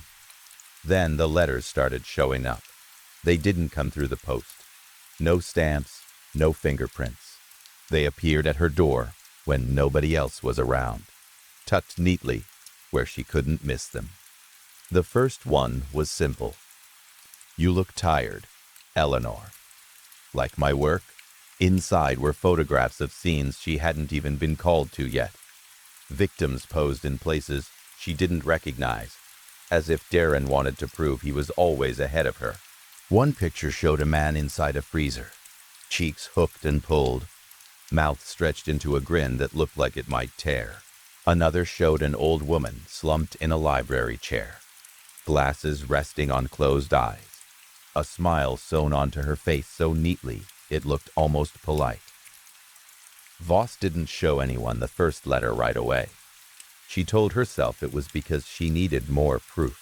But deep down, part of her didn't want anyone else inside her head. The letter felt personal, like someone had stepped over a line and planted themselves in her life. The killings spread through the rougher parts of Bradford. Abandoned factories, forgotten alleys, old buildings nobody cared about. Darren didn't just kill people. He left them like messages. He made sure someone would find them. He wanted to be seen. He wanted the city to look at his work and understand, even if they didn't want to. It became a game, and Voss could feel it. She'd arrive at a scene and already sensed that something had been arranged for her, like the killer was setting a table and waiting for her to sit down. An old woman named Mrs. Grady became important without realizing it. She was half blind and lived near the old cinema. She told police She'd seen a polite man with a toolbox go inside, said he helped her carry her bags earlier, smiled at her like family, like a good neighbor. She hadn't been frightened. She'd actually felt grateful. That detail stuck with Voss. The idea of someone who could smile warmly while carrying violence in their hands. Voss went to the cinema with a team. The building was dead and dusty, the kind of place that smelled of mold and old carpet. Upstairs, in the projection room, they found the walls covered in pinned photographs. Not just a few, dozens, victims, each with their mouths arranged into that forced grin. And playing softly through a crackling speaker was the same song, looping again and again. You are my sunshine. The sound made Voss feel sick. It was too gentle for what she was looking at, like a lullaby played in a slaughterhouse. In the middle of the room sat an old chair that looked like it had been stolen from a dentist's office. Thick straps dangled from the arms. Dark stains marked the seat and floor beneath it. Nearby, on the dusty ground, was a child's drawing. A house, a stick figure family, and in the corner, written in uneven letters, a name and an age. Darren, 6. That drawing led her to Ivy Lane, to a building that matched the sketch. His old place, the flat above the kebab shop. Voss felt the air change when she stepped inside, like the building remembered what happened there. The walls were covered in old newspaper clippings about murders, disappearances, accidents, years and years of violence collected like Darren had been building a scrapbook of death. The basement door was locked. They broke it open. The smell hit them first. Metal, rot, and something sweet underneath, like decay mixed with cheap perfume. It made one of the officers gag immediately. Inside, shelves held jars filled with teeth. Each jar was labeled with dates, written in careful handwriting. A workbench sat in the corner with wire, needles, thread, and a book about human anatomy, open to pages about facial muscles. Certain lines were underlined again and again. Corners of the mouth, cheek tissue, jaw tension. And there, sitting calmly in the dim light, like he was waiting for a guest, was Darren Whitaker. He wore a cardigan. He held a mug of tea in both hands. He looked almost gentle, like someone's quiet uncle. "You're late," he said, stirring sugar into the cup. Voss's stomach turned cold. He pointed to a chair beside him. D.S. Malik was strapped into it, alive but barely. His face was pulled wide with line, the corners of his mouth forced upward and sewn into place. Tears ran down his cheeks, and his eyes rolled toward Voss, like he was begging her to end it. Darren took a sip of tea like he was tasting it properly. "Do you like it now?" he asked her, voice mild, almost curious. The standoff that followed was chaos. Voss remembers shouting, officers rushing, someone firing, someone screaming, the basement light swinging wildly. Darren was there, then he wasn't. Like smoke, like a trick. They never found his body. All they found later was a note left somewhere high and public, like he wanted the whole city to read it. "Keep smiling, Bradford." Watching. After that, Voss changed. She finished the paperwork. She attended the meetings. She smiled at people when she was supposed to. But it wasn't the same kind of smile anymore. It was the kind you wear like armor. 6 months later, she quit. Doctors blamed stress, sleep issues, recurring nightmares. People told her she needed rest, therapy, time away. She nodded as if she believed them. But in meetings, even after she left the force, she would still touch the corners of her mouth sometimes, lightly, like she needed to check they were still in the right place, like she was making sure nobody had pulled them without her noticing. And on rainy nights, when the streets were quiet and the windows rattled softly, she swore she could hear humming outside. That same song, "You Are My Sunshine." It would drift in and out with the wind, gentle and warm, and it would make her sit up in bed with her hand over her lips, listening harder than she wanted to. Because once you've been watched like that, once someone has made you part of their game, it's hard to believe it ever truly ends. Some things don't stop. They just wait. Story 7. Rain was rare in my city. It almost never lasted more than a few hours before the sun burned it away. So when it started raining and didn't stop for nearly a week, it felt biblical, like the sky had split open and God had decided to wash everything clean. The streets were rivers. The gutters overflowed. Every step I took sent cold water spilling into my shoes. Within minutes of leaving any kind of shelter, I'd be soaked through to the bone. The damp cold didn't just make me uncomfortable. It crawled into my body and twisted the knife already buried in my lower back. On a normal day, the pain sat at a steady 3 out of 10, like a dull hum in the background. In this weather, it climbed to a 7, sharp and angry, pulsing with every step. I'd been hurt at work a little over a year ago. I was on scaffolding 3 stories up, helping secure some framing. I remember the board beneath my boot shifting. I remember the sudden, weightless drop.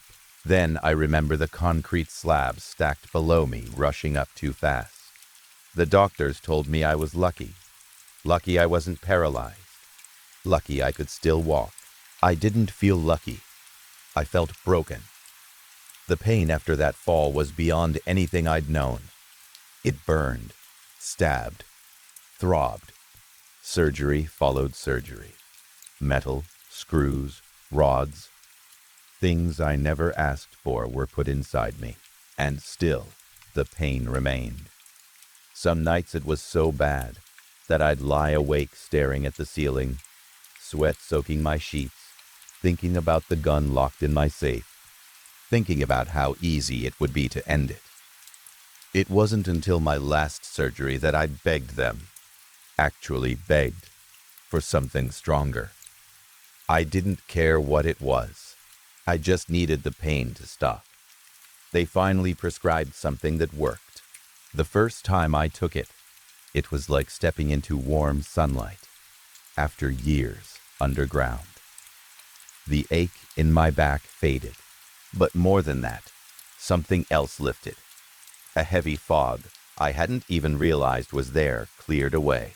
The sadness, the constant frustration, the quiet anger, it all softened. They moved me to a desk job after that. I couldn't do physical labor anymore. I thought sitting would be easier. It wasn't. Hours in a chair made my back scream. I started taking more than they told me to. They said 2 pills a day. 2 barely scratched the surface. I needed more. I convinced myself they were being stingy, that they didn't understand real pain. I found ways to get extra. Strangers helped. For a price. At first, I told myself it was temporary, just until I healed more. Just until things felt stable again. 10 pills a day became normal, then 12, then 15. By the time all of this happened, I was at 15 a day. I knew I couldn't keep going like that. I told myself every week that I would cut back. I'd taper down, get control. But the world had other plans. The rain had driven everyone indoors. No one stood on corners. No one lingered outside stores. I'd been out for hours trying to scrape together money, but the streets were empty. Even the busiest areas felt abandoned. My backpack was waterproof, but I knew if I stayed out much longer, the constant soaking would eventually seep through and ruin what little medicine I had left. I cut down an alley, hoping the overhanging awnings would shield me from the worst of it. Water poured off their edges like waterfalls. When I came out the other side, the neighborhood had changed. The buildings looked older, neglected. Windows were boarded or broken. No lights, no signs, no "for rent" banners fluttering in the storm. There were parts of the city like this, dead zones where businesses had failed and never come back. But I thought I knew where they all were. This place felt unfamiliar, forgotten. Turning back crossed my mind, but I'd already wandered nearly an hour. Going back meant another hour in the rain. It meant risking the pills in my bag dissolving into useless powder. Then I saw it. Through the curtain of rain stood a large gray building, 2 stories tall, solid stone. A tall smokestack rose from its side like a blackened finger pointing at the sky. Rust streaked down its walls in brown and burnt orange lines. It looked like an island in the middle of a storming sea. I hurried toward it, circling the structure until I found an entrance with no door. Just a dark opening. Inside was pitch black. I looked back at the rain and then at my bag. I pulled out the crank flashlight from my pocket and started turning the handle. A faint beam flickered to life. The light barely reached a few feet ahead as I stepped inside. The air smelled like rust and old oil. Somewhere ahead, faint daylight filtered through tall, dirty windows, lighting a wide-open space. "Anyone here?" I called out. My voice echoed. No answer. I called again. Nothing. The place felt massive. Rooms lined the walls. A grated metal platform ran along the second level. In the center of the lit area stood a huge rusted wheel attached to thick pipes and machinery. The thing was enormous, at least 10 feet tall. It looked like the heart of the building. As I stepped closer, I thought I heard a low sound, a faint moan. I told myself it was the wind slipping through cracks in the walls. On the ground, near the machine, lay a laminated ID card. I picked it up. The picture showed a thin man in his early 40s with hollow eyes and tight lips. The name printed below read, Daryl Breckenridge. Maintenance. I slipped the card into my pocket and moved toward one of the big windows.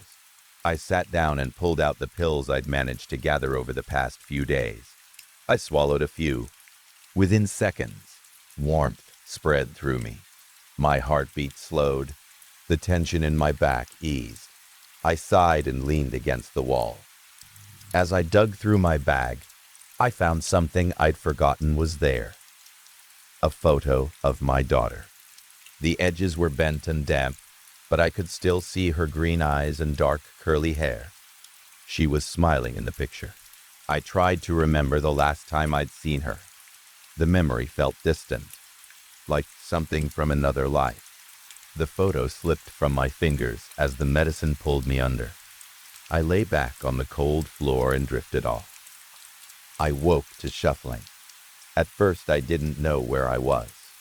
The room was completely dark. The rain still pounded outside. I scrambled for my flashlight and cranked it until a weak beam returned. The sound came again. From above. I aimed the light at the grated platform on the second floor. The metal grid cast thin shadows. I stared at one spot where I was sure the noise had come from. Something moved. A shape passed through the darkness and vanished. I dropped the flashlight, but grabbed it quickly and pointed it back up. Nothing. My mind is playing tricks on me, I told myself. I glanced toward the entrance. The rain was worse now. Lightning flashed, lighting up the doorway for a split second. I took another pill and lay down again. I dreamed I was underwater, swimming toward a pale circle of light above me. No matter how hard I swam, the light drifted farther away. My lungs burned. My chest felt like it would explode. I woke gasping.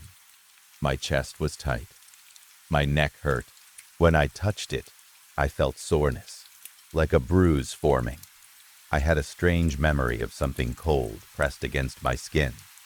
Morning light seeped through the windows, but the rain hadn't stopped. After finishing the last piece of a sandwich someone had given me the day before, I decided to explore the building. Maybe I could find something to sell. Copper wiring, old tools. Most of the side rooms were empty except for dust and broken plywood. Then I noticed a door hidden behind the large engine. It stuck at first, but I forced it open. Inside were shelves lined with old tools and a small desk piled with papers and manuals. The tools were rusted but heavy. Steel was steel. I found a canvas bag in the corner and began filling it.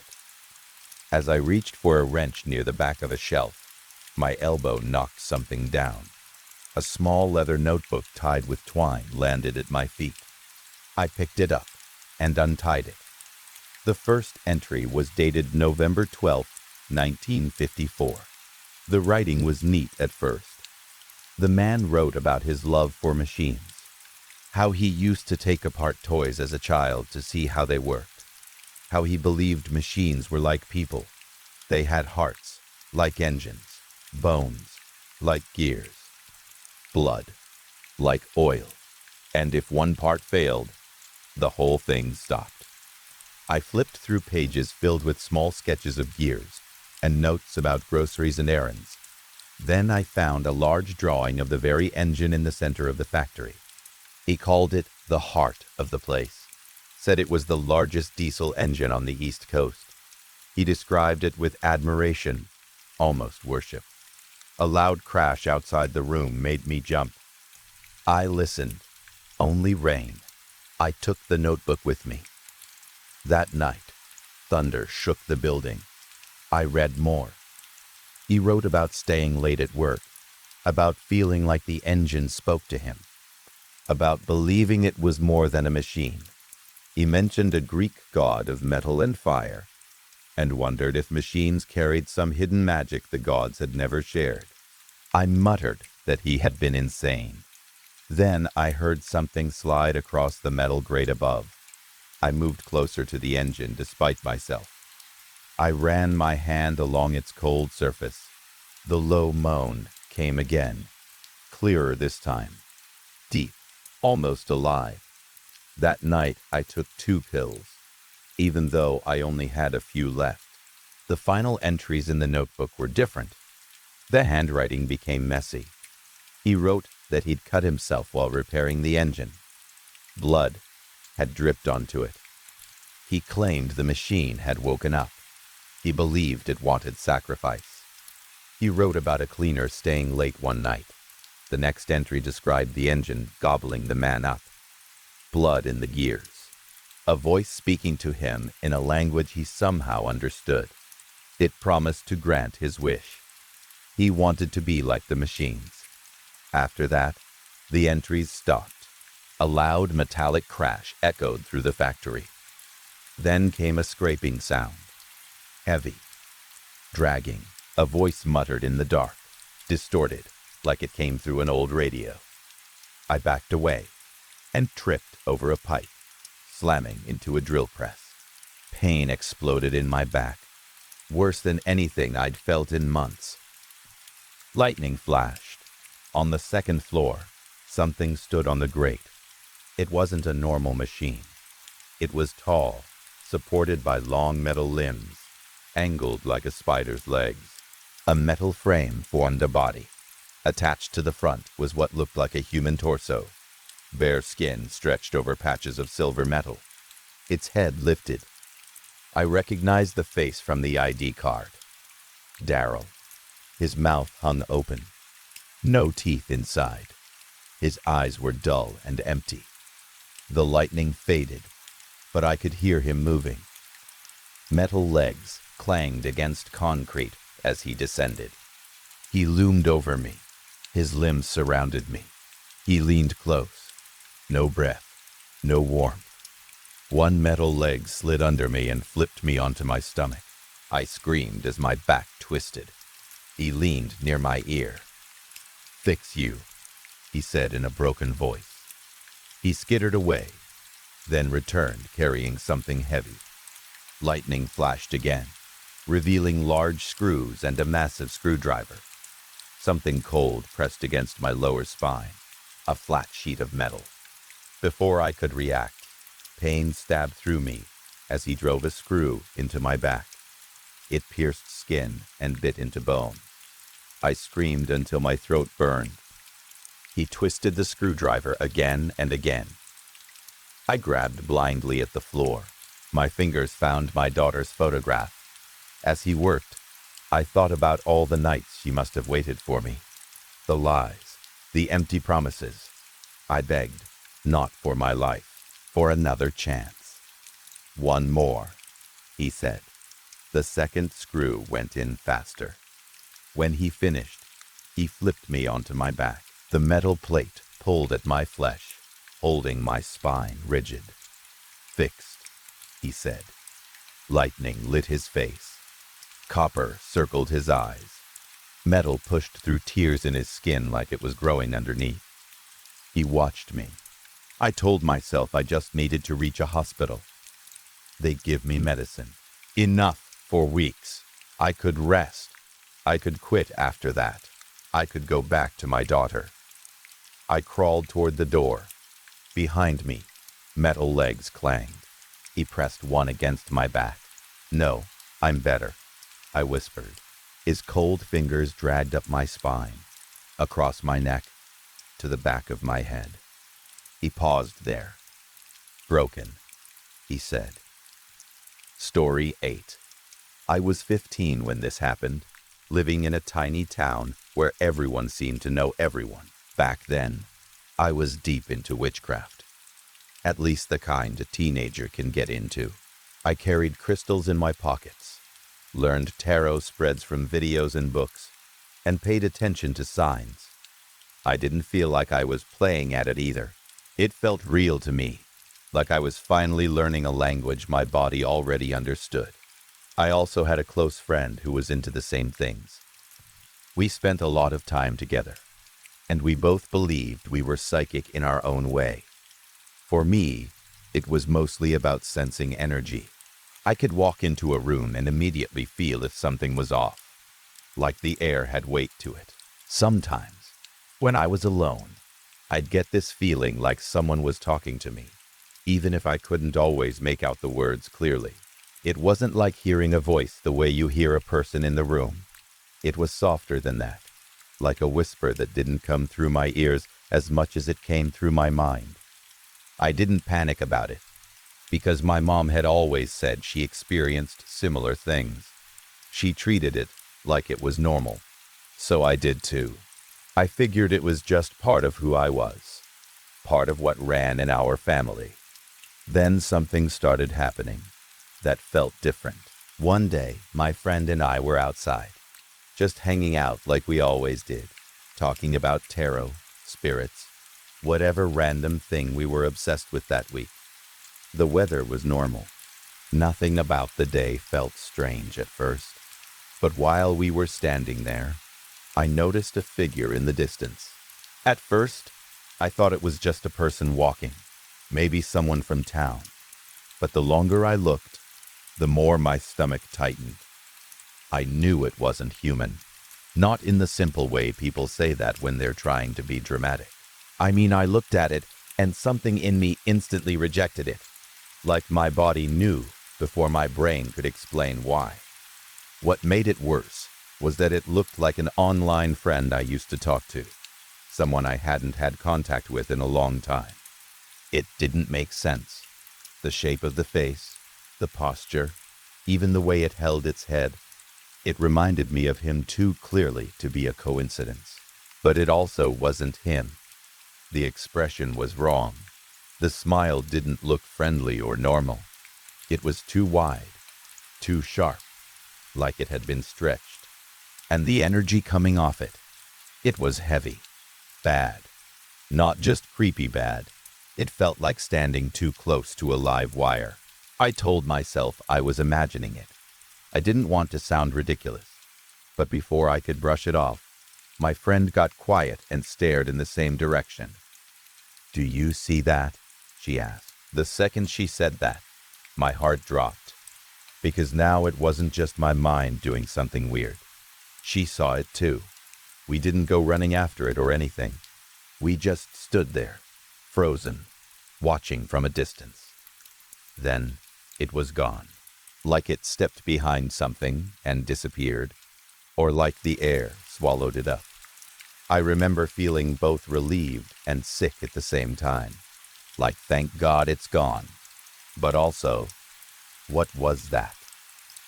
After that, it started showing up more. Not every second of every day, but enough to ruin the feeling of normal life. I'd be in school, sitting in class, trying to pay attention, and I'd look up and see it in a dark corner of the room. Not fully in the light, always just enough that you could doubt yourself. Like it was choosing the places that made it easiest for you to think you were hallucinating. Sometimes I'd feel it before I saw it. That same heavy, wrong energy creeping in, making the back of my neck tighten. Then I'd spot that grin. It also spoke to me, but not like a normal voice. It was a whisper. Low, close, and private. Not loud enough that anyone around me would turn their head, but clear enough that I'd stiffen in my seat and stop breathing for a second. I started writing things down without even thinking. One day I was in class, and my hand just kept moving across the paper. I wasn't writing notes. I wasn't even choosing the words. It was like my brain was switched off, and something else was using my body. When I looked at the page later, it was nonsense. Random words, messy lines, broken sentences that didn't connect. It was the kind of thing you'd laugh at if you found it in someone else's notebook. But it didn't feel funny to me. It felt like I'd been used. I kept thinking about the online friend the figure reminded me of. It bothered me so much that I finally messaged him. We hadn't talked in a long time, so it felt weird, but I didn't know what else to do. I told him something strange was happening. I didn't give him every detail at first because I didn't want to sound insane, but I told him enough that he agreed to talk. We decided to FaceTime. I was at my friend's house when we planned to call him. Her house always had a weird vibe. It was a little farther away from the rest of town, kind of isolated. Not haunted house dramatic, but it felt separate, like it sat in its own pocket of silence. Every time I went there, I felt slightly on edge, even before all of this started. That night, it felt worse. We were setting up for the call when my friend went into the kitchen. A moment later, she called my name. Her voice sounded thin and scared, the kind of tone that makes you move before you even think. I ran to the kitchen and found her standing there, shaking. She wouldn't look at the window. Her body was turned away from it, like she was trying to block it from her sight. Her face was pale.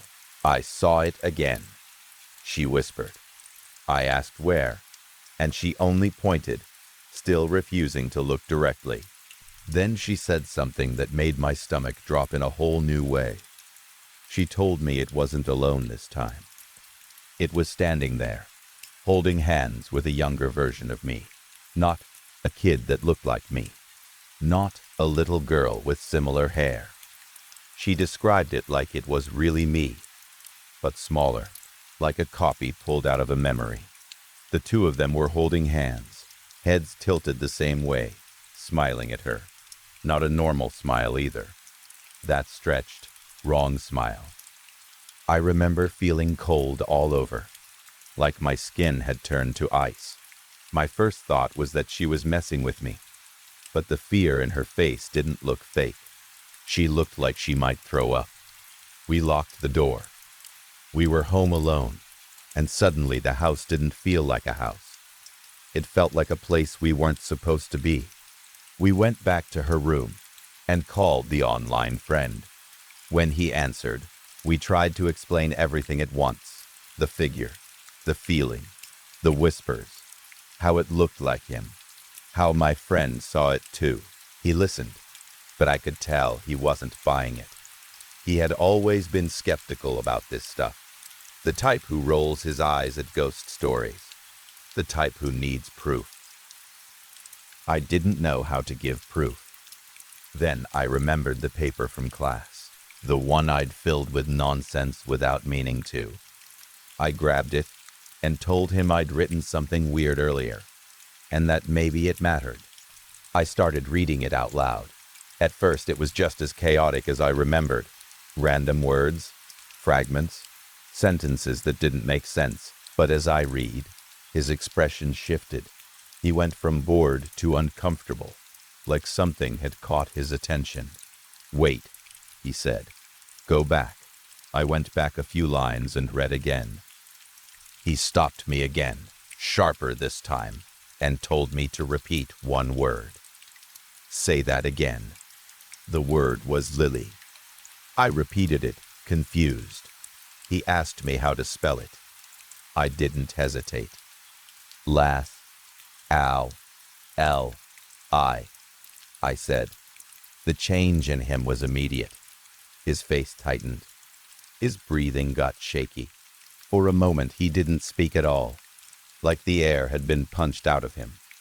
He looked away from the screen and swallowed hard. When he finally talked again, his voice was different, smaller. He asked me if I remembered his ex-girlfriend, the one he used to say ruined his love life. I did remember that. He'd told me stories about her a long time ago, back when we talked more. Then he said, her name was Lily. The way he said it made my skin prickle. He looked scared, but also angry, like fear was turning into suspicion. He said the spelling was what freaked him out. Not Lily. Not Lily. Lily, he said it wasn't common, and he was sure he'd never told me her name. I told him I'd never heard it before. I hadn't. I didn't even know he had an ex named that. I tried to explain that the word was on the paper, because I'd heard the whisper saying it again and again, and I wrote what I heard without knowing what it meant. He didn't believe me, at least not at first. He accused us of lying, said we must have found the name through old mutual friends or some forgotten message. He sounded upset, almost offended, like we were trying to mess with him. Then he hung up.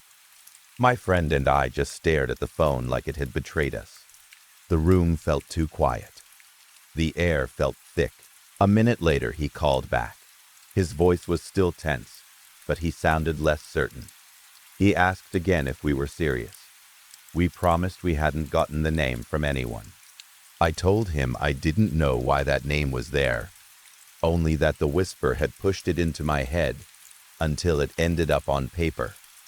He started asking more questions. What did it look like? When did it appear? Where did we see it most? How did it feel?